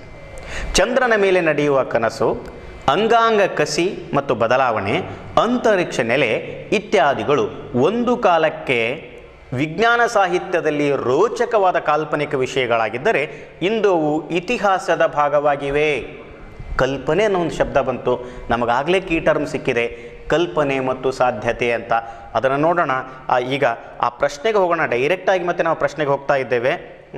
ಪ್ರಶ್ನೆಗೆ ಹೋಗಿ ಉತ್ತರವನ್ನು ಕೊಡಲಿಕ್ಕೆ ನಾವು ಪ್ರಯತ್ನ ಮಾಡ್ತಾ ಇದ್ದೇವೆ. ಓಕೆ, ಯಾವುದು ಕಲ್ಪನೆಯಾಗಿತ್ತೋ ಅದು ಸಾಧ್ಯತೆಯಾಗಿದೆ. ಆಪ್ಷನ್ಸನ್ನು ನೋಡ್ತಾ ಹೋಗೋಣ. ಚಂದ್ರನ ಮೇಲೆ ಮಾನವ, ಮಂಗಳ ಗ್ರಹದ ಮೇಲೆ ಮಾನವ, Google, CCD flat bed scanner ಅಂತ ಇದೆ. ಸೊ ಮೊದಲನೇ ನೋಟಕ್ಕೆ ನಮಗೆ ಇಲ್ಲಿ ಗೊತ್ತಾಗ್ತಾ ಇದೆ. ಇಲ್ಲಿ ಹೇಳಿದ್ದಾರೆ ಚಂದ್ರನ ಮೇಲೆ ನಡೆಯುವ ಕನಸು, ಇದಿದ್ರೆ ಆಪ್ಷನಲ್ಲಿದೆ. ಚಂದ್ರನ ಅಂಗಾಂಗ ಕಸಿ ಮತ್ತು ಬದಲಾವಣೆ ಆಪ್ಷನಲ್ಲಿ ಇಲ್ಲ. ಅಂತರಿಕ್ಷ ನೆಲೆ ಆಪ್ಷನಲ್ಲಿ ಇಲ್ಲ. ಇತ್ಯಾದಿಗಳು ಅಂತ ಹೇಳಿ ಕೈ ಬಿಟ್ಟಿದ್ದಾರೆ. ಆದ್ದರಿಂದ ಒಂದು ನಮಗೆ ಕ್ಲೂ ಸಿಕ್ಕಿದೆ. ಆನ್ಸರ್ ಏನಾಗಿರ್ಬೋದು? ಚಂದ್ರನ ಮೇಲೆ ಮಾನವ ಆನ್ಸರ್ ಆಗಿರಬಹುದು. ಇದು ಫೈನಲ್ ಆನ್ಸರ್ ಆಗಿರಲಿಕ್ಕಿಲ್ಲ, ಇದು ಆನ್ಸರ್ ಆಗಿರಬಹುದು ಅಂತ ಹೇಳಿದ್ದೇನೆ. ನೋಡೋಣ, ಚಂದ್ರನ ಮೇಲೆ ಮಾನವ ಅಂತ ಇಟ್ಕೊಳ್ಳೋಣ. ಇದು ಆನ್ಸರ್ನ ಸುಮ್ಮನೆ ನಾವು ಟಿಕ್ ಮಾರ್ಕ್ ಮಾಡಿ ಇದೇ ಆನ್ಸರ್ ಆಗಿರ್ಬೋದು ಅಂತ ಮುಂದೆ ಓದ್ತಾ ಹೋಗೋಣ ಪ್ಯಾಸೇಜನ್ನು. ಓಕೆ, ಇಂದು ಇತಿಹಾಸದ ಭಾಗವಾಗಿವೆ. ಭವಿಷ್ಯವಾದಿ ಬರಹಗಾರರು ಇತಿಹಾಸದ ಇಂತಹ ತಳಹದಿಯ ಮೇಲೆ ಭವಿಷ್ಯದ ದೃಷ್ಟಿ ಬೀರುತ್ತಾರೆ. ಫ್ಯೂಚರ್ ಶಾಕ್, ಭವಿಷ್ಯದ ಆಘಾತ, ಮತ್ತು ದಿ ಥರ್ಡ್ ವೇವ್, ಮೂರನೆಯ ಅಲೆ ಎನ್ನುವ ಬಹುಮುಖ್ಯ ಕೃತಿಗಳ ಕರ್ತೃ ಹಾಗೂ ಪ್ರಖ್ಯಾತ ಭವಿಷ್ಯವಾದಿ ಬರಹಗಾರ ಆಲ್ವಿನ್ ಟಾಫ್ಲರ್ನ ಅಭಿಪ್ರಾಯದಂತೆ ಅಭ್ಯರ್ಥಿಗಳಲ್ಲಿ ಸಿಕ್ಬಿಡ್ತು ಕೃತಿಗಳು ಅಂದುಕೊಂಡು ನಾನು ಆಗಲೇ ಹೇಳಿದ್ದೆ, ಸ್ಕ್ಯಾನ್ ಮಾಡ್ತೇವೆ. ಬಹುಮುಖ್ಯ ಕೃತಿಗಳು ಯಾರು ಅಂತ ಹೇಳಿದ್ದಾರೆ? ಭವಿಷ್ಯವಾದಿ ಬರಹಗಾರ ಆಲ್ವಿನ್ ಟಾಫ್ಲರ್ನ ಅಭಿಪ್ರಾಯದಂತೆ ಅಂತ ಹೇಳಿದ್ದಾರೆ. ಆಲ್ವಿನ್ ಟಾಫ್ಲರ್ನ ಕೃತಿಗಳು ಯಾವುವು ಅಂತ ಒಂದು ಪ್ರಶ್ನೆಯನ್ನು ಕೇಳಿದ್ದಾರೆ. ಆಲ್ವಿನ್ ಟಾಫ್ಲರ್ನ ಕೃತಿಗಳಿಗೆ ಇಲ್ಲಿ ಉತ್ತರಗಳನ್ನು ಕೊಡ್ತಾ ಹೋಗ್ತಾರೆ. ನಾವು ಮತ್ತೆ ಪ್ರಶ್ನೆಗೆ ಹೋಗೋಣ. ಪ್ರಶ್ನೆಯಲ್ಲಿರುವಂಥ ಆಪ್ಷನ್ಸನ್ನು ನೋಡ್ರಿ. ಆಲ್ವಿನ್ ಟಾಫ್ಲರ್ನ ಕೃತಿಗಳು ಯಾವುವು? ದಿ ಸಿಂಗ್ಯುಲಾರಿಟಿ ಈಸ್ ನಿಯರ್, ಇಲ್ಲಿಲ್ಲ. ದಿ ಸಿಂಗ್ಯುಲಾರಿಟಿ ಈಸ್ ನಿಯರ್ ಇಲ್ಲ. ಎರಡೇ ಕೊಟ್ಟಿದ್ದಾರೆ, ಒಂದು ಫ್ಯೂಚರ್ ಶಾಕ್ ಮತ್ತೊಂದು ದಿ ಥರ್ಡ್ ವೇವ್ ಅಂತ. ಆಪ್ಷನಲ್ಲಿ ಕೂಡ ಇಂಗ್ಲೀಷಲ್ಲಿ ಕೊಟ್ಟಿದ್ದಾರೆ. ಎರಡನೇ ಬಿ ಫ್ಯೂಚರ್ ಶಾಕ್ ಇದಿದೆ. ಇಲ್ಲಿ ಉತ್ತರದಲ್ಲಿದೆ ನೋಡೋಣ. ವಿ ಶಾಲ್ ನಾಟ್ ಹರಿ, ಅವಸರ ಮಾಡೋದು ಬೇಡ, ಮುಂದೆ ಹೋಗೋಣ. ಕರ್ಜ್ವೆಲ್ ಅಂತ ಕೊಟ್ಟಿದ್ದಾರೆ. ಕರ್ಜ್ವೆಲ್ಗೆ ಇದಕ್ಕೂ ಸಂಬಂಧನೇ ಇಲ್ಲ. ಇದನ್ನು ನಾವೇನು ಮಾಡ್ಬೋದು, ಎಲಿಮಿನೇಟ್ ಮಾಡಬಹುದು. ನಾನು ಆಗಲೇ ಹೇಳ್ತಾ ಇದ್ದೆ ಹೋದ ತರಗತಿಲಿ ಟೆಕ್ನಿಕ್ ಆಫ್ ಎಲಿಮಿನೇಷನ್ ಅಂತ. ಯಾವುದು ಉತ್ತರ ಸರಿ ಇಲ್ಲವೋ, ಅಸಂಬದ್ಧ ಉತ್ತರವಾಗಿದೆ, ಅಪ್ರಸ್ತುತವಾಗಿದೆ ಪ್ರಶ್ನೆಗೆ ಅಂತ ಗೊತ್ತಾದರೆ ಅದನ್ನು ಅಲ್ಲೇ ನಾವೇನು ಮಾಡಬೇಕು, ಕ್ಯಾನ್ಸಲ್ ಮಾಡಬೇಕು. ಅದನ್ನು ಎಲಿಮಿನೇಷನ್ ಅಂತ ಹೇಳ್ತೀವಿ. ಎಲಿಮಿನೇಟ್ ಮಾಡೋಣ. ಕರ್ಜ್ವೆಲ್ ಅನ್ನೋದು ಕೃತಿ ಆಗಿರೋಕ್ಕೆ ಸಾಧ್ಯ ಇಲ್ಲ, ಅಥವಾ ಅದೊಂದು ಒಬ್ಬ ವ್ಯಕ್ತಿಯ, ಒಬ್ಬ ಸಾಧಕನ ಹೆಸರು. ಆನಂತರ ಆರ್ಟಿಫಿಷಿಯಲ್ ಇಂಟೆಲಿಜೆನ್ಸ್ ಇದರಲ್ಲಿಲ್ಲ, ಇರೋದು ಒಂದೇ ಅಭ್ಯರ್ಥಿಗಳೇ, ಅದು ಫ್ಯೂಚರ್ ಶಾಕ್ ಅಂತ ಇದೆ. ಫ್ಯೂಚರ್ ಶಾಕ್ ಅದೇ ಉತ್ತರ ಆಗಿರಬಹುದು. ನಾವು ಮೆಂಟಲಿ ಈ ಉತ್ತರ ಅಂತ ಈ ರೀತಿ ನಾವು ಟಿಕ್ ಮಾಡಿ ಮುಂದೆ ಹೋಗೋಣ. ಓಕೆ, ಮುಂದೆ ಓದ್ತಾ ಹೋಗೋಣ. ಆಲ್ವಿನ್ ಟಾಫ್ಲರ್ನ ಅಭಿಪ್ರಾಯದಂತೆ ಬದಲಾವಣೆ ಬದುಕಿಗೆ ಬಹು ಮುಖ್ಯವಷ್ಟೇ ಅಲ್ಲ, ಬದಲಾವಣೆಯೇ ಬದುಕು. ಪ್ಯಾಸೇಜ್ 1ನೇ ಪ್ಯಾರಾಗ್ರಾಫ್ ಮುಗಿತು. 2ನೇ ಪ್ಯಾರಾಗ್ರಾಫನ್ನು ನಾವೀಗ ಓದ್ತಾ ಹೋಗೋಣ.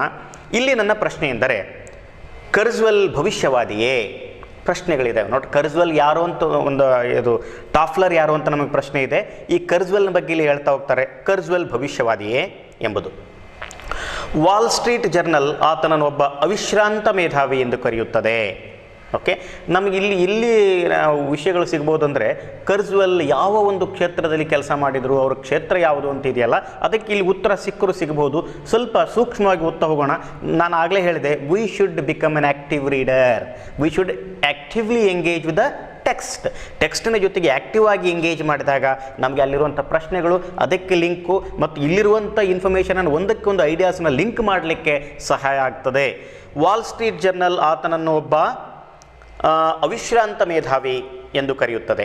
ಫೋರ್ಬ್ಸ್ ಪತ್ರಿಕೆ ಆತನನ್ನು ಅತ್ಯುನ್ನತ ಆಲೋಚಿಸುವ ಯಂತ್ರ ಎಂದು ಪ್ರಶಂಸಿಸುತ್ತದೆ. ಇಂಕ್ ಮ್ಯಾಗಝಿನ್ ಪ್ರಕಾರ ಆತ ಅಮೆರಿಕದ 8 ಶ್ರೇಷ್ಠ ವಾಣಿಜ್ಯೋದ್ಯಮಗಳಲ್ಲಿ ಒಬ್ಬ. PBS ಆತನನ್ನು ಅಮೆರಿಕದ ಇಂದಿನ ಸ್ಥಿತಿಗೆ ಕಾರಣಕರ್ತರಾದ 16 ಕ್ರಾಂತಿಕಾರರಲ್ಲಿ ಒಬ್ಬನೆಂದು ಗುರುತಿಸುತ್ತದೆ. ಆತನನ್ನು ಥಾಮಸ್ ಎಡಿಸನ್ನ ಹಕ್ಕುಬದ್ಧ ಉತ್ತರಾಧಿಕಾರಿ ಎಂದು ಕರೆಯಲಾಗಿದೆ. ಸೊ ಕರ್ಜ್ವೆಲ್ ಬಗ್ಗೆ ಬೇರೆ ಬೇರೆ ಕಾರ್ನರ್ಸಿಂದ ಅಭಿಪ್ರಾಯಗಳನ್ನು ತೆಗೆದುಕೊಂಡು ಅದನ್ನು ಇಲ್ಲಿ ಕ್ರೋಢೀಕರಿಸಿ ಆಥರ್ ಅಥವಾ ರೈಟರ್ ಕೊಡ್ತಾ ಇದ್ದಾನೆ. ಮುಂದೆ ಹೋಗೋಣ. ಇಲ್ಲಂತೂ ನನಗೆ ನಮ್ಮ ಪ್ರಶ್ನೆಗಳಿಗೆ ಉತ್ತರ ಸಿಗಲಿಕ್ಕಿಲ್ಲ, ಈಗ ಸದ್ಯಕ್ಕೆ ನನಗೆ ಕಾಣಿಸ್ತಾ ಇಲ್ಲ. ಮುಂದೆ ಹೋಗೋಣ. ಕರ್ಜ್ವೆಲ್ನ ಅನ್ವೇಷಣೆಗಳು ದಂಗು ಬಡಿಸುವಂಥದ್ದು. ನೋಡ್ರಿ, ಈಗ ನಿಮಗೆ ಕರ್ಜ್ವೆಲ್ನ ಕಾರ್ಯಕ್ಷೇತ್ರದ ಬಗ್ಗೆ ಸ್ವಲ್ಪ ನಾವು ಆ್ಯಕ್ಟಿವ್ ಆಗಬೇಕು, ಆ್ಯಕ್ಟಿವ್ ಆಗಿ ಎಂಗೇಜ್ ಆಗಬೇಕು ಈ ಟೆಕ್ಸ್ಟ್ ಜೊತೆಗೆ. ಕರ್ಜ್ವೆಲ್ನ ಅನ್ವೇಷಣೆಗಳು ದಂಗು ಬಡಿಸುವಂಥದ್ದು ಮತ್ತು ನಮ್ಮ ದೈನಂದಿನ ಬದುಕಿನ ಮೇಲೆ ಗಾಢ ಪ್ರಭಾವ ಬೀರಿದಂತಹವುಗಳು. ಒಂದು ಪ್ರಶ್ನೆ ಇತ್ತು, ನಾವು ಆಗಲೇ ನೋಡಿದ್ವಿ, ನಮ್ಮ ನಿತ್ಯ ಜೀವನದ ಮೇಲೆ ಯಾವುದು ಪರಿಣಾಮ ಬೀರಿದೆ ಅಥವಾ ಯಾರು ಪರಿಣಾಮ ಬೀರಿದ್ದಾರೆ ಅಂತ. ಈ ಪ್ಯಾರಾಗ್ರಾಫ್ ಸ್ಟಾರ್ಟಿಂಗಲ್ಲೇ ನಮಗೆ ಸ್ವಲ್ಪ ಕ್ಲೂ ಸಿಗ್ತಾ ಇದೆ, ಒಂದು ಹಿಂಟ್ ಸಿಗ್ತಾ ಇದೆ, ಆ ಪರಿಣಾಮದ ಬಗ್ಗೆ ಇಲ್ಲಿ ಹೇಳ್ತಾ ಇದ್ದಾರೆ ಅಂತ. ಸರಿ, ಈ ಪ್ಯಾರಾಗ್ರಾಫ್ನ ಓದ್ತಾ ಹೋಗೋಣ, ಆನಂತರ ಕ್ವಶನ್ಗೆ ಬರೋಣ. ನಮ್ಮ ಕರ್ಜ್ವೆಲ್ನ ಅನ್ವೇಷಣೆಗಳು ದಂಗು ಬಡಿಸುವಂಥದ್ದು ಮತ್ತು ನಮ್ಮ ದೈನಂದಿನ ಬದುಕಿನ ಮೇಲೆ ಗಾಢ ಪ್ರಭಾವ ಬೀರಿದಂಥವುಗಳು.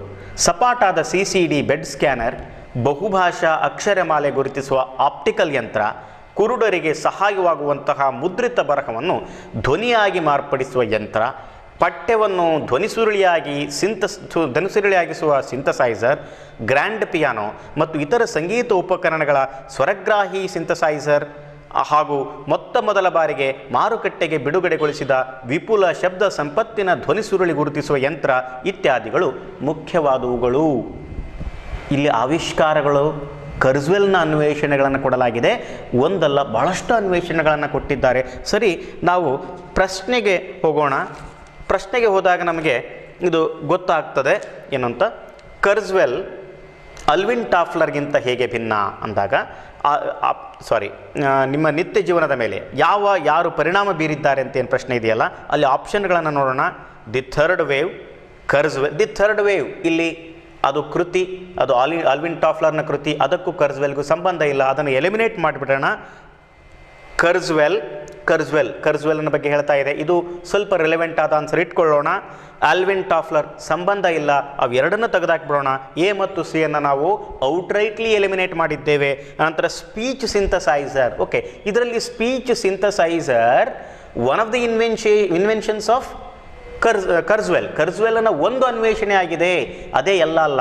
ಅದು ನೋಡ್ರಿ, ನಮ್ಮ ದಿನನಿತ್ಯ ಜೀವನದ ಮೇಲೆ ಪ್ರಶ್ನೆಯನ್ನು ಚೆಂದ ಅರ್ಥ ಮಾಡ್ಕೊಳ್ಳೋಣ ನಾವು. ದಿನನಿತ್ಯ ಜೀವನದ ಮೇಲೆ ಎಲ್ಲವೂ ಪಠ್ಯವನ್ನು ಧ್ವನಿ ಸುರುಳಿಯ ಸಿಂಥಸೈಸರ್ ಆಗಿರ್ಬೋದು, ಗ್ರ್ಯಾಂಡ್ ಪಿಯಾನೋ ಆಗಿರ್ಬೋದು, ಸಂಗೀತ ಉಪಕರಣಗಳಾಗಿರ್ಬೋದು, ಆಪ್ಟಿಕಲ್ ಯಂತ್ರಗಳಾಗಿರ್ಬೋದು, ಸೊ ಎಲ್ಲವನ್ನ ಮಾಡಿದ್ದಾರೆ. ಇಲ್ಲಿ ಎರಡರಲ್ಲಿ ನಮಗೆ ಡೌಟ್ ಇದೆ, ಒಂದು ಕರ್ಸ್ವೆಲ್, ಇನ್ನೊಂದು ಸ್ಪೀಚ್ ಸಿಂಥಸೈಸರ್. ಪ್ರಶ್ನೆಯಲ್ಲಿ ಯಾರು ಅಥವಾ ಯಾವುದು ಅಂತ ಕೇಳಿದ್ದಾರೆ. ಸ್ಪೀಚ್ ಸಿಂಥಸೈಸರ್ ಕರ್ಸ್ವೆಲ್ನ ಒಂದು ಅನ್ವೇಷಣೆ ಆಗಿದೆ, ಆದರೆ ಕರ್ಸ್ವೆಲ್ನ ಎಲ್ಲ ಅನ್ವೇಷಣೆಗಳು ನಮ್ಮ ದಿನನಿತ್ಯದ ಜೀವನದ ಮೇಲೆ ಗಾಢವಾದ ಪ್ರಭಾವವನ್ನು ಬೀರ್ತಾ ಇದೆ. ಆದ್ದರಿಂದ ಸರಿಯಾದ ಉತ್ತರ ಕರ್ಸ್ವೆಲ್. ಈಗ ನೀವು ನಿರ್ಧಾರ ಮಾಡ್ಕೊಳ್ಬೋದು, ಇದು ಟೆಂಟೇಟಿವ್ ಆನ್ಸರ್, ತಾತ್ಕಾಲಿಕ ಉತ್ತರ, ಆದರೂ ಕೂಡ ನಾವು ಇದನ್ನು ಮೆಂಟಲಿ ನಾವು ಮಾರ್ಕ್ ಮಾಡ್ಕೊಳ್ತಾ ಇದ್ದೇವೆ, ಇದು ಸರಿಯಾದ ಉತ್ತರ ಅಂತ. ಓಕೆ, ಮುಂದೆ ಹೋಗೋಣ. ಮುಂದಿನ ಪ್ಯಾಸೇಜಿನ ಮುಂದಿನ ಪ್ಯಾರಾಗ್ರಾಫನ್ನು ಓದ್ತಾ ಹೋಗೋಣ. ಇಂದು ಹಲವಾರು ಜಾಲತಾಣಗಳು ಕರ್ಸ್ವೆಲ್ ಭವಿಷ್ಯದ ಆಗುಹೋಗುಗಳ ಬಗ್ಗೆ ನಿಖರ ಮಾಹಿತಿ ಇರುವ ವ್ಯಕ್ತಿ ಎಂದು ಗುರುತಿಸುತ್ತವೆ. ಓಕೆ, ಕರ್ಸ್ವೆಲ್ನ ಬಗ್ಗೆ ಏನೇನು ಅಭಿಪ್ರಾಯಗಳಿದ್ದಾವೆ ಅಂತ ಹೇಳ್ತಾ ಇದ್ದಾರೆ. ಆತನ ಇತ್ತೀಚಿನ ಪುಸ್ತಕ ದ ಸಿಂಗ್ಯುಲಾರಿಟಿ ಈಸ್ ನಿಯರ್, ಇದು ಕರ್ಸ್ವೆಲ್ನ ಪುಸ್ತಕ. ಅದನ್ನು ಅಲ್ವಿನ್ ಟಾಫ್ಲರ್ ಪುಸ್ತಕದ ಲಿಸ್ಟಲ್ಲಿ ಕೊಟ್ಟಿದ್ದರು, ಆಗಲೇ ಅದನ್ನು ಎಲಿಮಿನೇಟ್ ಮಾಡಿದ್ವಿ ನಾವು. ಮನುಕುಲದ ಆಗುಹೋಗುಗಳನ್ನು ಸೂಕ್ಷ್ಮವಾಗಿ ಗ್ರಹಿಸುವ ವೃತ್ತಿಪರ ಬರಹಗಾರರಾದ ಆಲ್ವಿನ್ ಟಾಫ್ಲರ್ನಂತವರಿಗೂ ತಾಂತ್ರಿಕ ವಿಷಯಗಳಲ್ಲಿ ಅತ್ಯುನ್ನತ ಪರಿಣತಿ ಹೊಂದಿದ ಭವಿಷ್ಯದ ಕುರಿತಾದ ತಮ್ಮ ಆಲೋಚನೆಗಳು ವಾಸ್ತವವಾಗಿ ಈಡೇರುವಲ್ಲಿ ಶ್ರಮಿಸುವ ಕರ್ಸ್ವೆಲ್ನಂತವರಿಗೂ ನಡುವೆ ಒಂದು ಮೂಲಭೂತ ವ್ಯತ್ಯಾಸವಿದೆ. ಈಗ ನಮ್ಮ ಪ್ರಶ್ನೆಗೆ ಉತ್ತರ ಸಿಗ್ತಾ ಇದೆ. How does Kurzweil differ from Alvin Toffler? Alvin ಟಾಫ್ಲರ್ಗೂ ಕರ್ಸ್ವೆಲ್ರಿಗಿರುವಂಥ ಭಿನ್ನತೆಯನ್ನು ಗುರುತಿಸುವಂಥ ಪ್ರಯತ್ನ ಮಾಡ್ತಾ ಇದ್ದಾರೆ. ಒಂದು ಬಹಳ ಅಂದರೆ ಒಂದು ಸೂಕ್ಷ್ಮವಾಗಿ ಹೇಳಿದ್ದಾರೆ ಇಲ್ಲಿ, ಭವಿಷ್ಯದ ಅಥವಾ ಮನುಕುಲದ ಆಗುಹೋಗುಗಳನ್ನು ಸೂಕ್ಷ್ಮವಾಗಿ ಗ್ರಹಿಸುವ ವೃತ್ತಿಪರ ಬರಹಗಾರರಾದ ಆಲ್ವಿನ್ ಟಾಫ್ಲರ್ನಂತವರಿಗೂ, ಅಂದರೆ ಭವಿಷ್ಯದ ಆಗುಹೋಗುಗಳನ್ನು ಅವರು ಗಮನಿಸ್ತಾರೆ ಅಂತ. ಆನಂತರ ಕರ್ಸ್ವೆಲ್ ಏನು ಮಾಡ್ತಾರೆ, ಅವರು ತಾಂತ್ರಿಕ ವಿಷಯಗಳಲ್ಲಿ ಅತ್ಯುನ್ನತ ಪರಿಣತಿ ಹೊಂದಿದ್ದಾರೆ, ತುಂಬ ದೊಡ್ಡ ತಂತ್ರಜ್ಞರು ಅವರು ಅಂತೇಳಿ ಹೇಳ್ತಾ ಇದ್ದಾರೆ.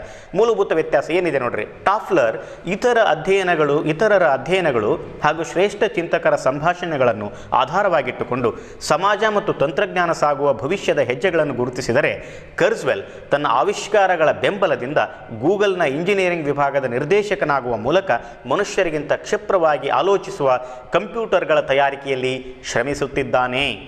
ಈ ರೀತಿ ಕೃತಕ ಬುದ್ಧಿಮತ್ತೆಯನ್ನು ಬಲಪಡಿಸಿ ಅದನ್ನು ಮಾನವ ನಿರ್ದೇಶಿತ ರೋಬೋಟ್ಗಳಲ್ಲಿ ಅಳವಡಿಸುವ ಮೂಲಕ ಆತ ಊಹಿಸಿದ ಏಕಾತ್ಮಕತೆಯನ್ನು ಸಾಧಿಸುವಲ್ಲಿ ಶ್ರಮಿಸುತ್ತಿದ್ದಾನೆ.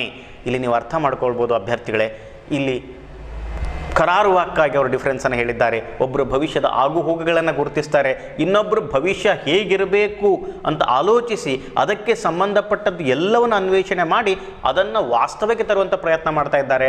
ಆಲ್ವಿನ್ ಟಾಫ್ಲರ್ ಭವಿಷ್ಯವಾದಿ, ಆದರೆ ಕರ್ಸ್ವೆಲ್ ಭವಿಷ್ಯದ ಬಗ್ಗೆ ಉದಾತ್ತ ಚಿಂತನೆಗಳನ್ನು ಇಟ್ಕೊಂಡಿರುವಂಥ ದೊಡ್ಡ ತಂತ್ರಜ್ಞ ಅಂತ ಗೊತ್ತಾಗ್ತಾ ಇದೆ. ನಾವೀಗ ಆಪ್ಷನ್ಗೆ ಹೋಗೋಣ. ಆಪ್ಷನ್ ಎ, ಕರ್ಸ್ವೆಲ್ ಆಲ್ವಿನ್ ಟಾಫ್ಲರ್ಗಿಂತ ಹೇಗೆ ಭಿನ್ನ ಅನ್ನೋ ಪ್ರಶ್ನೆಗೆ ನಾನು ಆಪ್ಷನ್ಗಳನ್ನ ಹೇಳ್ತಾ ಇದ್ದೇನೆ. ಆಪ್ಷನ್ ಎ, ನಿಖರವಾದ ಭವಿಷ್ಯವಾದಿ. ನಿಖರವಾದ ಭವಿಷ್ಯವಾದಿ ಅಲ್ಲ, ಭವಿಷ್ಯವಾದಿನೇ ಅಲ್ಲ, ಯಾಕಂದರೆ ಭವಿಷ್ಯದ ಬಗ್ಗೆ ಆಲೋಚನೆಗಳಿವೆ, ಭವಿಷ್ಯವಾದಿ ಅಲ್ಲ. ಭವಿಷ್ಯವಾದಿ ಮತ್ತು ತಂತ್ರಜ್ಞ, ಇದು ಸ್ವಲ್ಪ ಆನ್ಸರ್ ನಾವು ತಗೊಳ್ಬೋದು. ಭವಿಷ್ಯವಾದಿ ಅಂದರೆ ಭವಿಷ್ಯದ ಬಗ್ಗೆ ಆಲೋಚನೆಗಳಿವೆ, ತಂತ್ರಜ್ಞ ಅಂತೂ ನಿಜ, ಇದು ಆನ್ಸರ್ ಅಲ್ಲ, ಟೆಂಟೇಟಿವ್ ಆಗಿ ಇಟ್ಕೊಳ್ಳೋಣ. ಶ್ರೇಷ್ಠ ತಂತ್ರಜ್ಞ ಇದು ಆನ್ಸರ್ ಆಗ್ತದೆ, ಯಾಕಂದರೆ ತಂತ್ರಜ್ಞ ತುಂಬ ತಾಂತ್ರಿಕತೆಯನ್ನೇ ಬಳಸಿ ನಮ್ಮ ಮುಂದಿನ ಜೀವನ, ಅಂದರೆ ಇಲ್ಲಿಂದ 20 ವರ್ಷಗಳ ನಂತರದ ಜೀವನ ಹೇಗಿರಬೇಕು ಅನ್ನೋದನ್ನು ನಿರ್ಧರಿಸಿದಂಥವರು ಕರ್ಸ್ವೆಲ್ ಅವರು. ಓಕೆ, ಭವಿಷ್ಯವಾದಿ ಅಂತೂ ಅಲ್ಲ. ನೋಡ್ರಿ, ಇಲ್ಲಿ ನಾವು ಎಲಿಮಿನೇಟ್ ಮಾಡ್ಬೋದು. ಒಂದನೇದು ಎಲಿಮಿನೇಟ್ ಮಾಡೋಣ. ಆಪ್ಷನ್ ಎ ನಿಖರವಾದ ಭವಿಷ್ಯವಾದಿ ಅಲ್ಲ, ಡಿ ಆಪ್ಷನ್ ಭವಿಷ್ಯವಾದಿ ಅಂತೂ ಅಲ್ಲ. ಈಗ ಉಳಿದಿರೋದು ಬಿ ಮತ್ತು ಸಿ. ಬಿಯಲ್ಲಿ ಭವಿಷ್ಯವಾದಿ ಮತ್ತು ತಂತ್ರಜ್ಞ ಅಂತ ಇದೆ, ಅದು ಉತ್ತರ ಆಗೋದಿಲ್ಲ, ಯಾಕಂದರೆ ಆತ ಭವಿಷ್ಯವಾದಿ ಅಲ್ಲ, ಭವಿಷ್ಯದ ಬಗ್ಗೆ ಆಲೋಚನೆಗಳನ್ನು ಹೊಂದಿರುವವನು. ಅದನ್ನು ಕೂಡ ನಾವು ಸ್ಟ್ರೈಕ್ ಆಫ್ ಮಾಡ್ತೀವಿ, ಕ್ಯಾನ್ಸಲ್ ಮಾಡ್ತೀವಿ ಉತ್ತರವನ್ನು. ಈಗ ನಮ್ಮ ಹತ್ರ ಉಳಿಯೋದು ಸಿ, ಆಪ್ಷನ್ ಸಿ, ಶ್ರೇಷ್ಠ ತಂತ್ರಜ್ಞ, ಅದೇ ಸರಿಯಾದ ಉತ್ತರ. ನಾನೇನು ಮಾಡಿದೆ ಇದನ್ನಂದರೆ ಇನ್ಫರೆನ್ಸ್ ಮಾಡ್ತಾ ಹೋದೆ. ಇನ್ಫರೆನ್ಸ್ ಅಂದರೆ ನಾವು ಲಾಜಿಕಲ್ ಡಿಡಕ್ಷನ್ಗೆ ಬಂದೆ. ಅಂದರೆ ಇದು ಸರಿನಾ, ಇದು ತಪ್ಪ, ಭವಿಷ್ಯವಾದಿ ಆಗಿದ್ರಾ, ತಂತ್ರಜ್ಞರಾಗಿದ್ದರೆ, ಯಾವ ಫೀಲ್ಡಲ್ಲಿ ಅವ್ರದ್ದು ಜಾಸ್ತಿ ಕೆಲಸ ಇದೆ, ಈ ರೀತಿ ನಾನು ಇನ್ಫರೆನ್ಸ್ ಮಾಡ್ತಾ ಹೋದೆ. ಅಲ್ಲಿ ಕೊಟ್ಟಿರುವಂಥ ವಿವರಗಳನ್ನು ತೆಗೆದುಕೊಂಡು ಇನ್ಫರೆನ್ಸ್ ಮಾಡಿ ನಾನು ಫೈನಲ್ ಆನ್ಸರ್ಗೆ ರೀಚ್ ಆದೆ, ಶ್ರೇಷ್ಠ ತಂತ್ರಜ್ಞ ಅಂತ. ಓಕೆ, ಈಗ ಅವರು ಏನೇನು ಕೆಲಸ ಮಾಡಿದ್ದಾರೆ ಅಂತ ಕೊಟ್ಟಿದ್ದಾರೆ. ಆಲ್ವಿನ್ ಟಾಫ್ಲರ್, ಕರ್ಸ್ವೆಲ್ರವ್ರು ಏನು ಮಾಡಿದ್ದಾರೆ?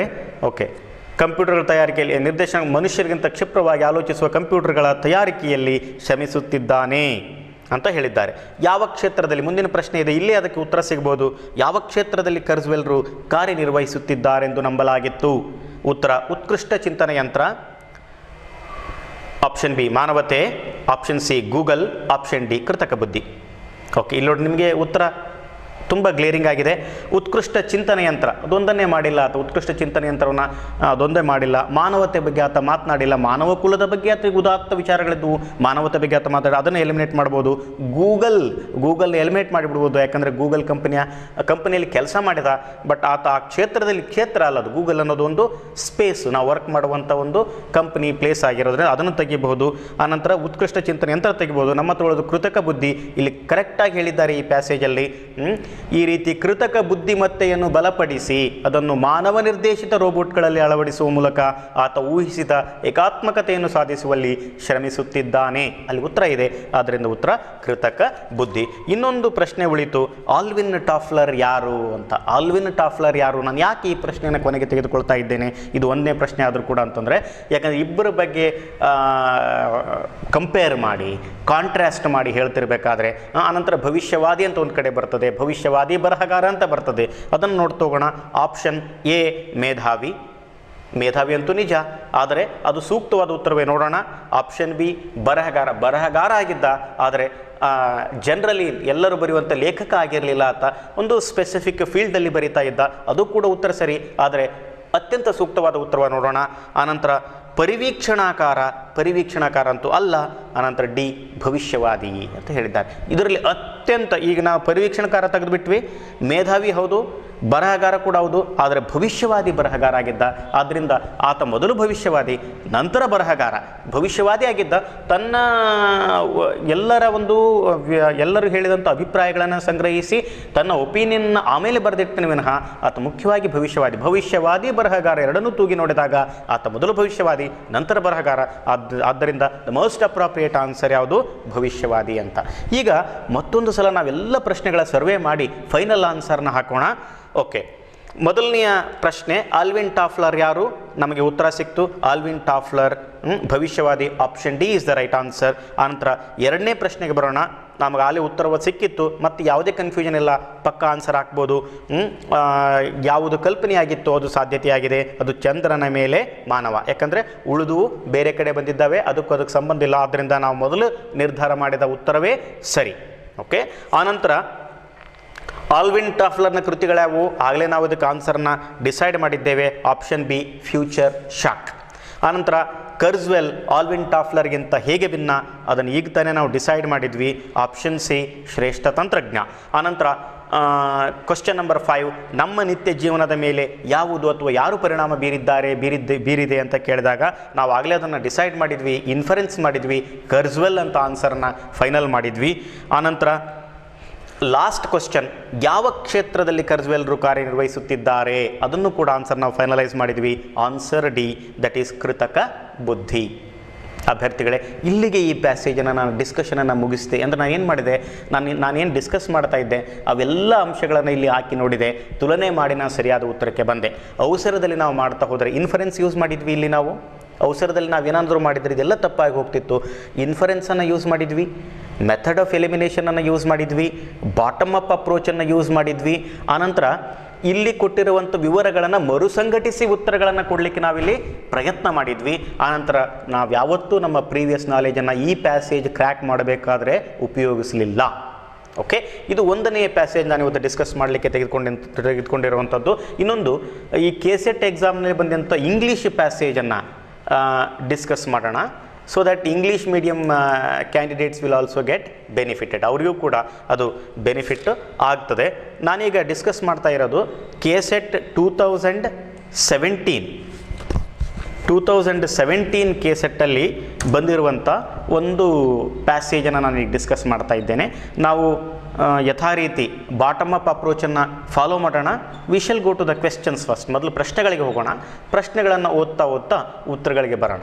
ಓಕೆ, ಇಲ್ಲಿ ಕೂಡ ಕ್ವೆಶ್ಚನ್ ನಂಬರ್ 43 ಸ್ಟಾರ್ಟ್ ಆಗ್ತದೆ. ನಾನು ಅದನ್ನು 1, 2, 3 ಅಂತ ಈ ಸದ್ಯದ ಕನ್ವೀನಿಯನ್ಸಿಗಾಗಿ ಮಾಡ್ಕೊಳ್ತಾ ಇದ್ದೇನೆ. First question, okay, how would you describe Mister Pontellier's conduct during the evening? Okay, this is the first question. So ನಮಗೆ ಏನೇನು ಗೊತ್ತಾಗುತ್ತೆ ಅಂತ ಆನಂತರ ಡಿಸ್ಕಸ್ ಮಾಡ್ತೋಗೋಣ. ಮಿಸ್ಟರ್ ಪಾಂಟಿಲಿಯರ್ ಅನ್ನೋದೊಂದು ಕೀವರ್ಡ್ ಸಿಕ್ತು ನನಗೀಗ. Next, from the last sentence of the 4th paragraph, what do you think of mister Pontellier's complaints? So specific ಆಗಿ ಇಂಥ ಪ್ಯಾರಾಗ್ರಾಫಲ್ಲಿದೆ. ಮಿಸ್ಟರ್ ಪಾಂಟಿಲಿಯರ್ ಮತ್ತೆ ಬರ್ತಾ ಇದೆ, ಇನ್ನೊಂದು ವರ್ಡ್ ಸಿಕ್ತು ನಮಗಲ್ಲಿ, ಅವರ ಕಂಪ್ಲೇಂಟ್ಸ್ ಬಗ್ಗೆ ಇದೆ. ಮಿಸ್ಟರ್ ಪಾಂಟಿಲಿಯರ್ ಕಂಪ್ಲೇಂಟ್ಸ್ ಅಂತ ನಮಗೆ ಗೊತ್ತಾಗ್ತಾ ಇದೆ. ಆನಂತರ question number 45, that is question number 3. ನನ್ನಲ್ಲಿ ಕ್ವೆಶ್ಚನ್ ನಂಬರ್ 3, ಮಿಸಸ್ ಪಾಂಟಿಲಿಯರ್ಸ್, ಇನ್ನೊಂದು ಹೊಸ ಕ್ಯಾರೆಕ್ಟರ್ ನಮಗೆ ಗೊತ್ತಾಗ್ತಾ ಇದೆ. Mrs Pontilius' emotions and reactions in paragraphs 7 and 8 suggest that. So, Mrs. Pontilier ಅಂತಿದೆ ಇದೆ. So, she is undoubtedly the wife of Mr. Pontilius. So, and what is the emotions and reactions? Pontilier's emotions and reactions ಈ ಪ್ಯಾಸೇಜಲ್ಲಿ ನಮಗೆ ಸಿಗ್ತವಂತ ಗೊತ್ತಾಯಿತು.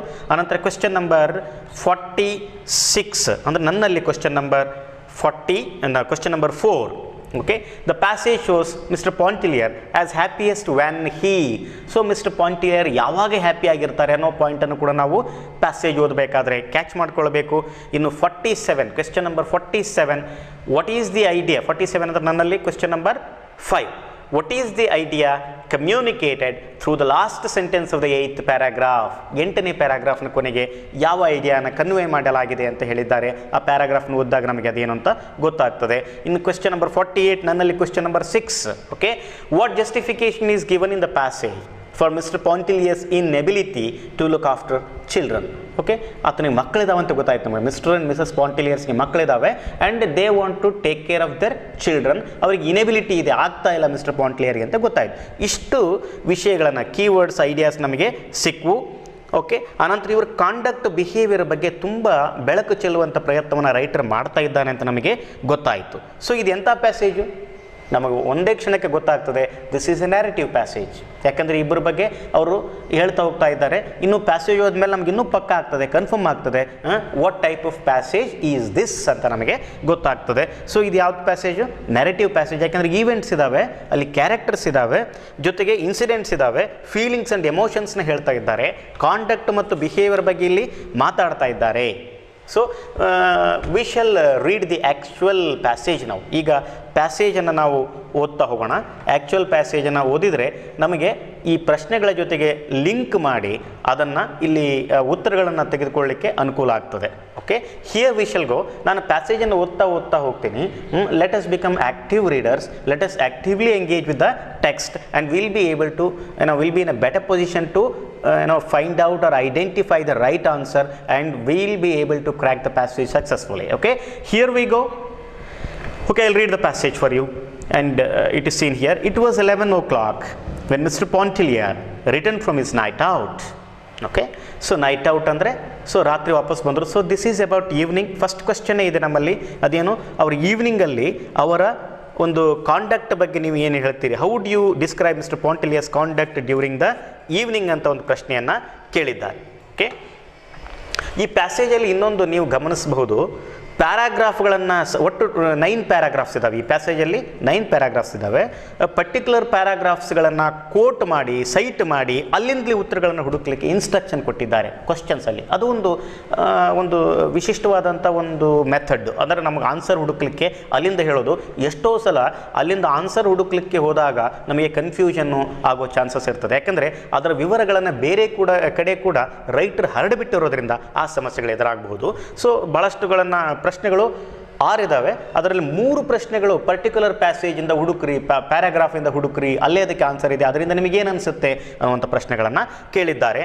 4th paragraph, 7th and 8th paragraph ಮತ್ತು last sentence of the 8th ಪ್ಯಾರಾಗ್ರಾಫನ್ನು ನಾವು ಚೆನ್ನಾಗಿ ಓದ್ಕೊಳ್ಳುವ ಅವಶ್ಯಕತೆ ಇದೆ. So first ಕ್ವಶನ್ಗೆ ಆನ್ಸರ್ ಇಲ್ಲಿ ಸಿಗಬಹುದು ಅಂತೀನಿ. ಯಾಕಂದರೆ ಅವ್ರು ಈವ್ನಿಂಗಲ್ಲಿ ಅವರ ಒಂದು ಬಿಹೇವಿಯರು ಬಗ್ಗೆ ನೀವು ಏನು ಹೇಳ್ತೀರಿ, ಕಾಂಡಕ್ಟ್ ಬಗ್ಗೆ ನೀವು ಏನು ಹೇಳ್ತೀರಿ ಅಂತ ಕೇಳಿದ್ದಾರೆ. Here we go. Okay, from his night out he was in an excellent humour, in high spirits. ನೋಡ್ರಿ, he was in an excellent humor, in high spirits and very talkative. His entrance awoke his wife, who was in bed and fast asleep. He talked to her while he undressed, telling her anecdotes and bits of news and gossip that he had gathered during the day. So he was talking, his wife was already asleep and he was talking to her and he was narrating whatever happened outside. Okay, she was overcome with sleep and answered him with little half utterances. Okay, she could not answer him since, okay, this ಈ paragraph ಅಲ್ಲಿ ನಮಗೆ ಅವರ conduct ಬಗ್ಗೆ ಸ್ವಲ್ಪ ಗೊತ್ತಾಗ್ತಾ ಇದೆ. We shall move on to the next paragraph. He thought that it was very discouraging that his wife evinced so little interest in things which concerned him and valued so little his conversation. Okay, Mr. Pontellier had forgotten the bonbons and peanuts he had promised the boys. So he had promised something for his boys and he had forgotten to bring them from outside. Notwithstanding, he loved them very much and went into the adjoining room where they slept to take a look at them and make sure that they were resting comfortably. Mr. Pontellier returned to his wife with the information that Raoul had a high fever and needed looking after. Then he lit his cigar and went and sat near the open door to smoke. So ಇದರಲ್ಲೆಲ್ಲ ನಮಗೇನು ಗೊತ್ತಾಗ್ತಾ ಇದೆ, ಆತನ conduct behaviour ಗೊತ್ತಾಗ್ತಾ ಇದೆ. He cares for his children but he wants his wife to take care of them. ಅವ್ನಿಗೆ ಜ್ವರ ಬಂದಿದೆ, ನೀನೇ ಹೋಗುವಂತ ಎಬ್ಸ್ ಕಳಿಸ್ತಾನೆ, ತಾನು ಸಿಗಾರ್ ಹಚ್ಚಿ ಎಂಜಾಯ್ ಮಾಡ್ತಾ ಕೂತಿರ್ತಾನೆ. ಇದೆಲ್ಲ ನಮ್ಗೆ ಗೊತ್ತಾಗ್ತಾ ಇದೆ. ಮಿಸಸ್ ಪಾಂಟಿಲಿಯರ್ಸ್, ನಾವು ಈಗ ಹೊಸ ಕ್ಯಾರೆಕ್ಟರ್ಗೆ ಇಂಟ್ರಡ್ಯೂಸ್ ಆಗ್ತಾ ಇದ್ದೇವೆ. Mrs Pontellier's, wife of Mr Pontellier's, was quite sure Raoul had no fever. She was very sure that Raoul had no fever. ಅವರಿಗೆ ಫೀವರ್ ಇಲ್ಲ ಅಂತ ಪಕ್ಕಾ ಗೊತ್ತಿತ್ತು. He had gone to bed perfectly well, she said, and nothing had ailed him all day. ಆಕೆಲ್ಲ ಹೇಳಿಲ್ಲ, ಅವನಿಗೇನು problem ಆಗಿರಲಿಲ್ಲ, he was all right. But he assured her the child was burning with fever at that moment. ಆದರೆ ಈಗ ಅವನಿಗೆ fever ತುಂಬ ಇದೆ ಅಂತ ಆತ ಹೇಳ್ತಾನೆ. He reproached his wife with her inattention. He blamed her wife that you are very inattentive, you do not take care of the child, her habitual neglect of the children. If it was not a mother's place to look after children, whose on earth was it? ಆಕೆದೇ ಅದು responsibility ಅಂತ ಹೇಳ್ತಾ ಇದ್ದಾನೆ. So ಮಕ್ಕಳನ್ನ ನೋಡ್ಕೊಳ್ಳೋದು ಆಕೆದೇ responsibility. ಈ 4 ಪ್ಯಾರಾಗ್ರಾಫಲ್ಲೇ ನಮಗೆ ಆತನ conduct behaviour ಗೊತ್ತಾಗ್ತಾ ಇದೆ. ಹಿ himself had his hands full with his brokerage business. ಆತನ ಹತ್ರ ಏನಿತ್ತು, ತನ್ನ ಬ್ರೋಕರೇಜ್ ಬಿಸ್ನೆಸ್ಗೆ ತುಂಬ ಬಿಸ್ನೆಸ್ ಇದೆ, ಆದರೆ ನನ್ನ ಮಕ್ಕಳನ್ನ ನೋಡ್ಕೊಳ್ಳೋಕೆ ಆಗ್ತಾ ಇಲ್ಲ ಅಂತ. ನಿಮ್ಗೆ ಗೊತ್ತಾಗ್ಬೋದು ಅಭ್ಯರ್ಥಿಗಳ ಒಂದು ಪ್ರಶ್ನೆ ನಾವು ನೋಡಿದ್ವಿ. ಆತನ ಒಂದು ಯಾಕೆ ಆತನಿಗೆ ನೋಡ್ಕೊಳ್ಳೋಕೆ ಆಗ್ತಾ ಇರಲಿಲ್ಲ, ಇನೆಬಿಲಿಟಿ ಯಾಕಿದೆ ಅಂತ ಒಂದು ಪ್ರಶ್ನೆಯನ್ನು ನೋಡಿದ್ವಿ. What justification is given in the passage for Mr. Pontellier's inability to look after children ಅಂತ ಕ್ವಶ್ಚನ್ ನಂಬರ್ 6 ಅಲ್ಲಿ ಇದೆ. ಅದಕ್ಕೆ ಉತ್ತರ ಇಲ್ಲಿ ಡೈರೆಕ್ಟ್ ಆಗಿದೆ. ಆತ ಏನು ಹೇಳ್ತಾನೆ ಅಂದರೆ ಬ್ರೋಕರೇಜ್ ಬಿಸ್ನೆಸ್ ಇದೆ ಅಂತ ಹೇಳ್ತಾನೆ. ಆಪ್ಷನ್ಸ್ ಅನ್ನು ನೋಡೋಣ. Children slept of before he came home. Actually came home always, that is option A. Option B, he neglected his children. Option C, he is very busy with business. Option D, he wanted to avoid getting attached to them too much. So ಆಪ್ಷನಲ್ಲಿ direct answer ಇದೆ, that is option C, he is very busy with business. So ಈಗ ನಾವು question number 6 discuss ಮಾಡಿದ್ವಿ, ಅದಕ್ಕೆ ಉತ್ತರ ಕೂಡ ಸಿಕ್ತು. ಈಗ ಕ್ವಶ್ಚನ್ ನಂಬರ್ 1 ನಾವು ಆಗಲೇ ನೋಡಿದ್ವಿ. ಸೊ ಆತನ ಕಾಂಡಕ್ಟ್ ಹೇಗಿತ್ತು ಅಂತ. ಆಪ್ಷನನ್ನು ಓದ್ತೇನೆ, ಯಾಕಂದರೆ 4 ಪ್ಯಾರಾಗ್ರಾಫನ್ನು ನಾವು ಓದಿದ್ದೇವೆ. ಇದಕ್ಕೆ ಆನ್ಸರ್ನ ಕೊಡಲಿಕ್ಕೆ ಪ್ರಯತ್ನ ಪಡೋಣ. Very generous, justifiably impatient. Very generous ಅಂತೂ ಅಲ್ಲ, ಜಸ್ಟಿಫೇಬಲಿ ಇಂಪೇಷಂಟ್ ಅಂತೂ, ಇಂಪೇಷಂಟ್ ಕರೆಕ್ಟು, ಆದರೆ ಜಸ್ಟಿಫೇಬಲ್ ಇಲ್ಲ, ಯಾಕಂದರೆ ಅಲ್ಲಿ ಯಾವುದೂ ಜಸ್ಟಿಫೈ ಮಾಡುವಂಥ ಅಂಶಗಳು ಅದರಲ್ಲಿ ಇಲ್ಲ. And passionate and irrational. Okay, passionate, okay, he was passionate about his children and he might be irrational. ಅದು ಕರೆಕ್ಟ್ ಆಗ್ಬೋದು. ನೋಡೋಣ option D, patronising and self centred. C, observe the word, mark the word patronising. Patronising ಅಂದರೆ so considering somebody inferior. So he is considering his wife inferior and he is self-centered. So he is worried about his business. So this sounds the right answer. So ಒಂದನೇ ಕ್ವಶನ್ಗೆ right answer D. ನಾನು ಇದನ್ನು ಸ್ವಲ್ಪ ಫಾಸ್ಟಾಗಿ ಮುಗಿಸ್ತೇನೆ, ಯಾಕಂದರೆ techniques ಎಲ್ಲ ಕೊಟ್ಟಿರೋದ್ರಿಂದ ಇದ್ರ ಸ್ವಲ್ಪ ಫಾಸ್ಟಾಗಿ ನಾವು ನೋಡ್ತಾ ಹೋಗೋಣ. ದೊಡ್ಡ ಪ್ಯಾರಾಗ್ರಾಫು, 9 ಪ್ಯಾರಾಗ್ರಾಫ್ಸ್ ಇರೋದ್ರಿಂದ. ಮಿಸಸ್ ಪಾಂಟಿಲಿಯರ್, ಓಕೆ, ಸಿ ಇಲ್ಲೊಂದು ಇದಿದೆ. He could not be in 2 places at once. He talked in a monotonous insistent way ಅಂತ ಹೇಳಿದ್ದಾರೆ. ಯಾವ ರೀತಿ ಮಾತಾಡಿದ? ಮೊನಾಟನಸ್, ಪ್ರತಿದಿನ ಮಾತಾಡ್ತಾ ಇರೋ ಹಾಗೆ ಮಾತಾಡಿದ. ಇನ್ಸಿಸ್ಟೆಂಟ್ ವೇ ಇದೆ, ಮಾಡಲೇಬೇಕು ಅನ್ನೋ ರೀತಿಯಲ್ಲಿ ಮಾಡಿದ, ಅಂದರೆ ದಿನ ಅದೇ ಆಗಿತ್ತು ಅಂತ. ಮೊನಾಟನಸ್ ಅಂದರೆ same, continuing same every day. ಒಂದು ಕ್ವಶನ್ ಇದೆ from the last sentence of the 4th paragraph. ನಾವೀಗ 4th ಪ್ಯಾರಾಗ್ರಾಫಲ್ಲಿದ್ದೇವೆ, ಅದರಲ್ಲಿರುವಂಥ ಕೊನೆಯ sentence 4th paragraph. What do you think of mister Pontellier's complaint? Mister ಸ್ಪಾಂಟಿಲಿಯರ್ನ ಕಂಪ್ಲೇಂಟು ಬಗ್ಗೆ ನಿಮಗೆ ಏನು ಅನ್ನಿಸ್ತಾ ಇದೆ ಅಂತ. ಆ ಲಾಸ್ಟ್ ಸೆಂಟೆನ್ಸ್ ಏನಿದೆ ನೋಡ್ರಿ, he talked in a monotonous insistent way, same ಅದೇ ರೀತಿ ಮಾತಾಡ್ತಾ ಇದ್ದಂಥ. ಆಪ್ಷನ್ ನೋಡಿದ್ರೆ ನಮಗೆ ಉತ್ತರ ಸಿಗ್ಬೋದು. Option A, his complaints are confusing ಅಲ್ಲ, ಯಾಕಂದರೆ ಕ್ಲಿಯರ್ ಕಟ್ ಆಗಿ ತನ್ನ ಕಂಪ್ಲೇಂಟ್ಸನ್ನು ಹೇಳ್ತಾ ಇದ್ದಾನೆ. His complaints are familiar and not so urgent as he claims. Familiar ಅನ್ನೋ ವರ್ಡು ಮೊನಾಟನಸ್ಗೆ ಲಿಂಕ್ ಆಗ್ತದೆ. ಇನ್ಸಿಸ್ಟೆಂಟ್ ವೇ ಅಂದರೆ ಮತ್ತೆ ಮತ್ತೆ ಒತ್ತಿ ಹೇಳ್ತಾನೆ, ಅಂದರೆ ನಮಗಿಲ್ಲಿ ಸ್ವಲ್ಪ ಲಿಂಕ್ ಆಗ್ತಾ ಇದ್ದೇವೆ ಬಿಗೆ, ಆಪ್ಷನ್ ಬಿಗೆ. ಆಪ್ಷನ್ ಸಿ ನೋಡೋಣ, ಹೀಸ್ ಕಂಪ್ಲೇಂಟ್ಸ್ ಆರ್ ಸರ್ಕ್ಯಾಸ್ಟಿಕ್. ಆತನ ಕಂಪ್ಲೇಂಟ್ಸ್ ಸರ್ಕ್ಯಾಸ್ಟಿಕ್ ಇದ್ದಾವೆ, ಇಲ್ಲ ಸರ್ಕ್ಯಾಸ್ಟಿಕ್ ಇಲ್ಲ, ಡೈರೆಕ್ಟಾಗಿ ಆತ ಹೇಳ್ತಾ ಇದ್ದಾನೆ, ಯಾವುದೇ ಇದರಲ್ಲಿ ವ್ಯಂಗ್ಯ ಇಲ್ಲ. His complaints are rational and thought provoking. They may not be rational, ಯಾಕಂದರೆ ಆತನ ಹೆಂಡತಿ ಹೇಳ್ತಾ ಇದ್ದಾಳೆ, ನಾನು ಮಗನನ್ನು ನೋಡಿ ಬಂದಿದ್ದೇನೆ, ಅವನಿಗೆ ಫೀವರ್ ಇಲ್ಲ ಅಂತ. ರ್ಯಾಷನಲ್ ಆಗಿರಲಿಕ್ಕಿಲ್ಲ. ಆ್ಯಂಡ್ ಥಾಟ್ ಪ್ರೊವೋಕಿಂಗು ಕೂಡ ಅಲ್ವೇ ಅಲ್ಲ. They do not provoke any thoughts, they do not make anybody reflect, think ಮಾಡಲಿಕ್ಕೆ ಚಿಂತನಶೀಲವಾಗಿ ಆತನ ಕಂಪ್ಲೇಂಟ್ಸ್ ಅಂತೂ ಇಲ್ಲ. ಅಂತ ರ್ಯಾಷನಲ್ ಯಾಕಲ್ಲ ಅಂದರೆ ಆತ ಹೇಳ್ತಾ ಇದ್ದಾನೆ, ನನಗೆ ನೋಡ್ಕೊಳ್ಳಿಕ್ಕೆ ಆಗೋದಿಲ್ಲ ಅಂತ. And he feels that it is the duty of his wife to take care of the children. ಮಕ್ಕಳನ್ನು ನೋಡ್ಕೊಳ್ಳೋದು ಆತನ ವೈಫ್ನ ರೆಸ್ಪಾನ್ಸಿಬಿಲಿಟಿ ಅಂತ ಹೇಳ್ತಾ ಇದ್ದೇನೆ. So the most appropriate answer is B, ಏನಂದರೆ his complaints are familiar and not so urgent as he claims. ನಮಗೆ ಇಲ್ಲಿ ಕ್ಲೂ, ಇಂಟೆಲಿಜೆಂಟ್ ಕ್ಲೂಸ್ ಇರ್ತವೆ, ಕೆಲವೊಂದಿಷ್ಟು ಗೆಸ್ಸನ್ನು ಮಾಡ್ಬೋದು ಅಂತ ಹೇಳಿದ್ದೆ. ಮೊನಾಟನಸ್ ಅನ್ನೋ ವರ್ಡನ್ನು ತೆಗೆದುಕೊಳ್ಳ್ರಿ, ಇನ್ಸಿಸ್ಟೆಂಟ್ ಅನ್ನೋ ವರ್ಡನ್ನು ತೆಗೆದುಕೊಳ್ಳ್ರಿ, ನಿಮಗೆ ಸರಿಯಾದ ಉತ್ತರ ಸಿಗ್ತದೆ. So we have answered question number 1 and question number 2 ನಾವು. ಮುಂದೆ ಹೋಗೋಣ. Mrs Pontellier sprang out of bed and went into the next room. She came back and sat on the edge of the bed, leaving her head down on the pillow. She said nothing and refused to answer her husband. When his cigar was smoked out, he went to bed and in a half minute he was asleep. See, he did not care. He left the child, ಮಗನ ಬಿಟ್ಟ ತಾಯಿಗೆ ಬಿಟ್ಟು ಸುಮ್ಮನೆ he smoked out the cigar and he went to sleep. So he did not worry about her anything. ಈಗ Mrs Pontellier's ಬಗ್ಗೆ ಹೇಳ್ತಾ ಇದ್ದಾರೆ.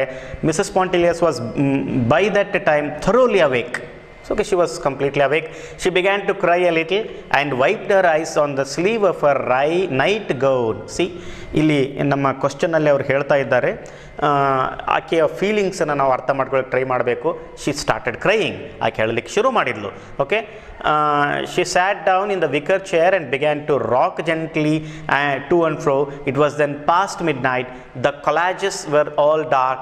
There was no sound except the hooting of an old owl and the everlasting voice of the sea that broke like a mournful lullaby upon the night. The tears came so fast to Mrs. Spontilier's eyes. She went on crying there. She could not have told why she was crying. See, she could not told, ಬರೀ ಅಳ್ತಾ ಇದ್ದಾಳೆ, ಯಾಕೆ ಅಳ್ತಾ ಇದ್ದಾಳೆ ಅಂತ ಆಕೆ ಗೊತ್ತಾಗ್ತಾ ಇಲ್ಲ. Such experiences as the foregoing were not uncommon in her married life. ಇಂಥ ಎಕ್ಸ್ಪೀರಿಯನ್ಸ್ಗಳು ಮೊದಲು ಕೂಡ ಆಗಿದ್ದಾವೆ, ಅವು ಅನ್ಕಾಮನ್ ಅಲ್ಲ ಅಂತ. An indescribable sense of oppression filled her whole being. It was strange and unfamiliar. It was a mood. So it was a mood. ಆಕೆಗೆ oppressed ಅಂತ ಅನಿಸ್ತಾ ಇದೆ, ಅಳ್ತಾ ಇದ್ದಾಳೆ. She did not sit there upbraiding her husband or lamenting at fate. She did not sit there, okay, lamenting her fate, ತನ್ನ ಹಣೆ ಬರದ ಬಗ್ಗೆ ಬೈಕೊಳ್ತಾ ತನ್ನ ಗಂಡನನ್ನು ಬೈತಾ ಕೂರಲಿಲ್ಲ. The mosquitoes, she was just having a good cry all to herself. ಬರೀ ಅಳ್ತಾ ಇದ್ದಾಳೆ. she is just crying, she is not complaining, she is not grudging. Okay, the mosquitoes succeeded in dispelling a mood which would have held her there for long. so mosquitoes ಬಂದು ಅಲ್ಲೇ ಕುಳಿತವಳನ್ನು ಎಬ್ಬಿಸಿ ಕಳಿಸಿದವು ಅಂತ ಇಲ್ಲಿ ಹೇಳ್ತಾ ಇದ್ದಾರೆ. ಇದ್ರ ಬಗ್ಗೆ ಒಂದು ಪ್ರಶ್ನೆ ಇದೆ, ಇಲ್ಲಿ ನೋಡೋಣ. Mrs Pontellier's emotions and reactions in paragraph 7 and 8. ಈಗ 7 and 8 ಪ್ಯಾರಾಗ್ರಾಫ್ನ ನಾನು ಮುಗಿಸ್ತೆ. ಇಮೋಷನ್ಸ್ ಮತ್ತು ಫೀಲಿಂಗ್ಸ್ ಬಗ್ಗೆ ಏನಿದೆ ಅಂತ ಹೇಳಿದ್ದಾರೆ. She accepts her role of caring for the children unquestionably. Okay, ಅದರ ಫೀಲಿಂಗ್ಸ್ ಬಗ್ಗೆ ಆಕೆ ಅದನ್ನು ಮಾಡ್ತಾ ಇದ್ದಾಳೆ, ಕೇರಿಂಗ್ ಮಾಡ್ತಾ ಇದ್ದಾಳೆ. ಆಕೆ ಫೀಲಿಂಗ್ಸ್ ಬಗ್ಗೆ ಇಲ್ಲೇನು ಅಷ್ಟು ಹೇಳಿಲ್ಲ ಅಂದ್ಕೊಳ್ತೀನಿ. She is not as worldly as her husband is. She is ಅಕ್ನಾಲೇಜಿಂಗ್ Har unhappiness. okay, last option, she loves to sit out at night. see, ಇದರಲ್ಲಿ she accepts her role, that is okay, but it is not related to her feelings ಸಂಬಂಧಪಟ್ಟದ್ದಲ್ಲ. ಅಂದ್ರೆ she is not as worldly as husband is. ಅದರ ಬಗ್ಗೆ ನಮಗೆ ಗೊತ್ತಿಲ್ಲ, ಯಾಕಂದರೆ whether she is worldly or unworldly we do not know. okay, and then she is acknowledging her unhappiness. ಅಂದ್ರೆ ಅಳ್ತಾ ತನ್ನ ಅನ್ಹ್ಯಾಪಿನೆಸ್ನ ಅಕ್ನಾಲೇಜ್ ಮಾಡಿದ್ರೆ to recognise something as a fact, ಇದೇಪ್ಪ ನನ್ನ ಜೀವನದ ಸತ್ಯ ಅಂತ ರಿಕಗ್ನೈಸ್ ಮಾಡೋದಕ್ಕೆ ಅಕ್ನಾಲೇಜ್ಮೆಂಟ್ ಅಂತಾರೆ. ಅಲ್ಲಿ ಒಂದು ಮಾತು ಹೇಳ್ತಾರೆ, ಆಕೆ ತನ್ನ ಗಂಡನನ್ನೂ ಬೇಯೋದಿಲ್ಲ, ತನ್ನ ಹಣೆ ಬರಹವನ್ನು ತನ್ನ ವಿಧಿಯನ್ನೂ ಕೂಡ ಬೇಯೋದಿಲ್ಲ, ಅದನ್ನು ಆ್ಯಸ್ ಇಟ್ ಈಸ್ ಅಕ್ಸೆಪ್ಟ್ ಮಾಡ್ಕೊಳ್ತಾಳೆ. ಇದು ಆನ್ಸರ್ ಆಗಿರ್ಬೋದು. ಲಾಸ್ಟ್ ಆಪ್ಷನ್ ನೋಡೋಣ, she loves to sit out at night. No, it is not that. ಆಕೆಗೆ ಅದೆಲ್ಲೂ ಕೂಡ she loves to sit at night every day ಅಂತ ಎಲ್ಲೂ ಹೇಳಿಲ್ಲ, ಪದೇ ಪದೇ ಅದರ ಬಗ್ಗೆ ವಿವರಗಳು ಕೂಡ ಬಂದಿಲ್ಲ. ಆದ್ದರಿಂದ ರೈಟ್ ಆನ್ಸರ್ ಯಾವುದು? ಶಿ ಈಸ್ ಅಕ್ನಾಲೇಜಿಂಗ್ ಹರ್ ಅನ್ಹ್ಯಾಪಿನೆಸ್ ಅಂತ. ಅನಂತರ okay, what is the idea communicated through the last sentence of the 8th paragraph ಅನ್ನೋ ಒಂದು ಕ್ವಶನ್ ಇದೆ ನನ್ನಲ್ಲಿ, ಕ್ವಶನ್ ನಂಬರ್ 5. ಹಾಗಾದರೆ ಮಸ್ಕಿಟೋಸ್ ಏನಂದರೆ ವಾಟ್ ಈಸ್ ದ ಐಡಿಯಾ ಅಲ್ಲಿ ಏನಿದೆ ಅಂದರೆ ನೋಡ್ರಿ, ಆ ಐಡಿಯಾ ಹೇಳ್ತಿದ್ದ mosquitoes succeeded in dispelling a mood which would have held her there for long. ಅಲ್ಲೇ ಕುಳಿತುಕೊಂಡು ಅದೇ ಮೂಡಲ್ಲಿ ಅಳ್ತಾ ಇರುವಂಥವಳನ್ನು ಎಬ್ಬಿಸಿ ಕಳಿಸಿದ್ವು ಮಸ್ಕಿಟೋ ಅನ್ನೋದು ಮೀನಿಂಗ್ ಇದೆ. Option A, mosquitoes sound comforted Mrs Pontellier, ಅದಲ್ಲ, ಅವ್ರು ಕಂಫರ್ಟ್ ಮಾಡಿದ್ರ ಬಗ್ಗೆ ಎಲ್ಲೂ ಇಲ್ಲ. Mrs Pontellier was forced to go inside. Okay, ಆಕೆ ಅಲ್ಲೇ ಕುಳಿತಿರ್ತಿದ್ಲು, ಅಳ್ತಾ ಕೂತಿದ್ಲು, ಆದರೆ ಮಸ್ಕಿಟೋಸ್ ಬಂದಿದ್ದರಿಂದ ಆಕೆ ಒಳಗಡೆ ಹೋದ್ಲು ಅನ್ನೋದಿರ್ಬೋದು. ಆಪ್ಷನ್ ಸಿ ನೋಡೋಣ, she sat there for many hours. No, ಸ್ವಲ್ಪ ಹೊತ್ತಲ್ಲಿ ಕೂತಿದ್ಲು ಅಂತ ಹೇಳಿದ್ದಾರೆ, ಇದು ಕೂಡ ಆಪ್ಷನ್ ಅಲ್ಲ. ಮತ್ತು ಮಸ್ಕಿಟೋಸ್ಗೆ ಇದಕ್ಕೂ ಲಿಂಕ್ ಬಂದಿಲ್ಲ ಈ ಆಪ್ಷನ್ನಲ್ಲಿ. ಅನಂತರ option D, mosquitoes provided a good mood and ambience. ಇಲ್ಲ, ಗುಡ್ ಮೂಡಿಗೂ ಮಸ್ಕಿಟೋಸ್ಗೂ ಸಂಬಂಧ ಇಲ್ಲ. So the right answer is B, that is Mrs Pontellier was force to go inside. ಒಳಗಡೆ ಹೋಗಲಿಕ್ಕೆ ಆಕೆಗೆ ಮಸ್ಕಿಟೋಸ್ ಫೋರ್ಸ್ ಮಾಡಿದ್ವು ಅಂತ. ಓಕೆ, ಆನಂತರ ಓಕೆ, 1ನೇ ಕ್ವಶನ್ಗೆ ಆನ್ಸರ್ ಮಾಡಿದ್ವಿ, 2ನೇ ಕ್ವಶನ್ಗೆ ಆನ್ಸರ್ ಮಾಡಿದ್ವಿ, 3ನೇ ಕ್ವಶನ್ ಕೂಡ ನಾವು ಆನ್ಸರ್ ಮಾಡಿದ್ವಿ. 4ನೇ ಪ್ರಶ್ನೆ, the passage shows Mr Pontellier as happiest when. ಇದು ಏನಿದೆ ಅಂದರೆ ಲಾಸ್ಟ್ ಪ್ಯಾರಾಗ್ರಾಫಲ್ಲಿ ಇದಕ್ಕೆ ಆನ್ಸರ್ ಇದೆ, ಅದರಿಂದ ಅದನ್ನು ಆಮೇಲೆ ಓದ್ತೀನಿ. ಈಗ 5ನೇ ಕ್ವಶನ್ಗೆ ಆನ್ಸರ್ ಮಾಡಿದ್ವಿ, what is the idea communicated through ಅಂತ ಆನ್ಸರ್ ಮಾಡಿದ್ವಿ. ಆನಂತರ ಲಾಸ್ಟ್ ಕ್ವಶನ್ಗೆ ನಮ್ಗೆ ಆಗಲೇ ಆನ್ಸರ್ ಸಿಕ್ಕಿದೆ, ಯಾವ ಜಸ್ಟಿಫಿಕೇಷನನ್ನು ಮಿಸ್ಟರ್ ಪಾಂಟಿಲಿಯರ್ ಕೊಡ್ತಾರೆ ಮಕ್ಕಳನ್ನು ನೋಡಿಕೊಳ್ಳದೇ ಇರೋದಕ್ಕೆ ಅನ್ನೋದಕ್ಕೆ ನಮಗೆ ಉತ್ತರ ಸಿಕ್ಕಿದೆ. ಈಗ ಒಂದೇ ಪ್ಯಾರಾಗ್ರಾಫ್ ಇದೆ, last paragraph, that is the 9th paragraph. ಆ ಪ್ಯಾರಾಗ್ರಾಫನ್ನು ಓದಿ ಆನ್ಸರ್ ಮಾಡಲಿಕ್ಕೆ ಟ್ರೈ ಮಾಡೋಣ. The following morning Mr Pontellier was up in good time to take the carriage which was to convey him to the city. He was returning to the city to his business. So next morning he is going to the city to his on a business trip. Okay, and they would not see him again at home till the coming Saturday. Okay, till Saturday he would be out.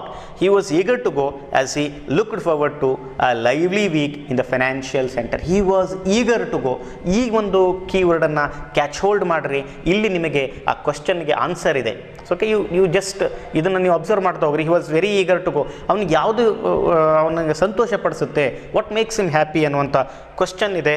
So ಇಲ್ಲಿ question number 4 ನನ್ನಲ್ಲಿ ಆ question ಏನಿದೆ ಅಂತ ನೋಡೋಣ. Question number 4ಅಲ್ಲಿ ಏನಿದೆ ಅಂದರೆ the passage shows Mr Pontellier. Okay, ಇಲ್ಲಿ 46 ದ ಕ್ವಶನ್ ನಂಬರ್ 46 ನಿಮ್ಮ ಕ್ವಶನ್ ಪೇಪರಲ್ಲಿ, ನನ್ನಲ್ಲಿ question number 4, the passage shows Mr Pontellier as happiest when he, option A, is with his children. ಅದರ ಬಗ್ಗೆ ನಮಗೆ ಇದಿಲ್ಲ, ಚಿಲ್ಡ್ರನ್ ಜೊತೆಗೆ ಹ್ಯಾಪಿ ಆಗಿರ್ತಾನಂತ ಎಲ್ಲೂ ಮೆನ್ಷನ್ ಇಲ್ಲ. ಆತ ಬಂದಾಗ ಚಿಲ್ಡ್ರನ್ ಮಲಗಿರ್ತಾರೆ. Smokes a cigar, we do not know. ಈ ಅದು ಸ್ಮೋಕ್ ಮಾಡೋದಕ್ಕೆ ಹ್ಯಾಬಿಟ್ ಆಗಿರ್ತದೆ.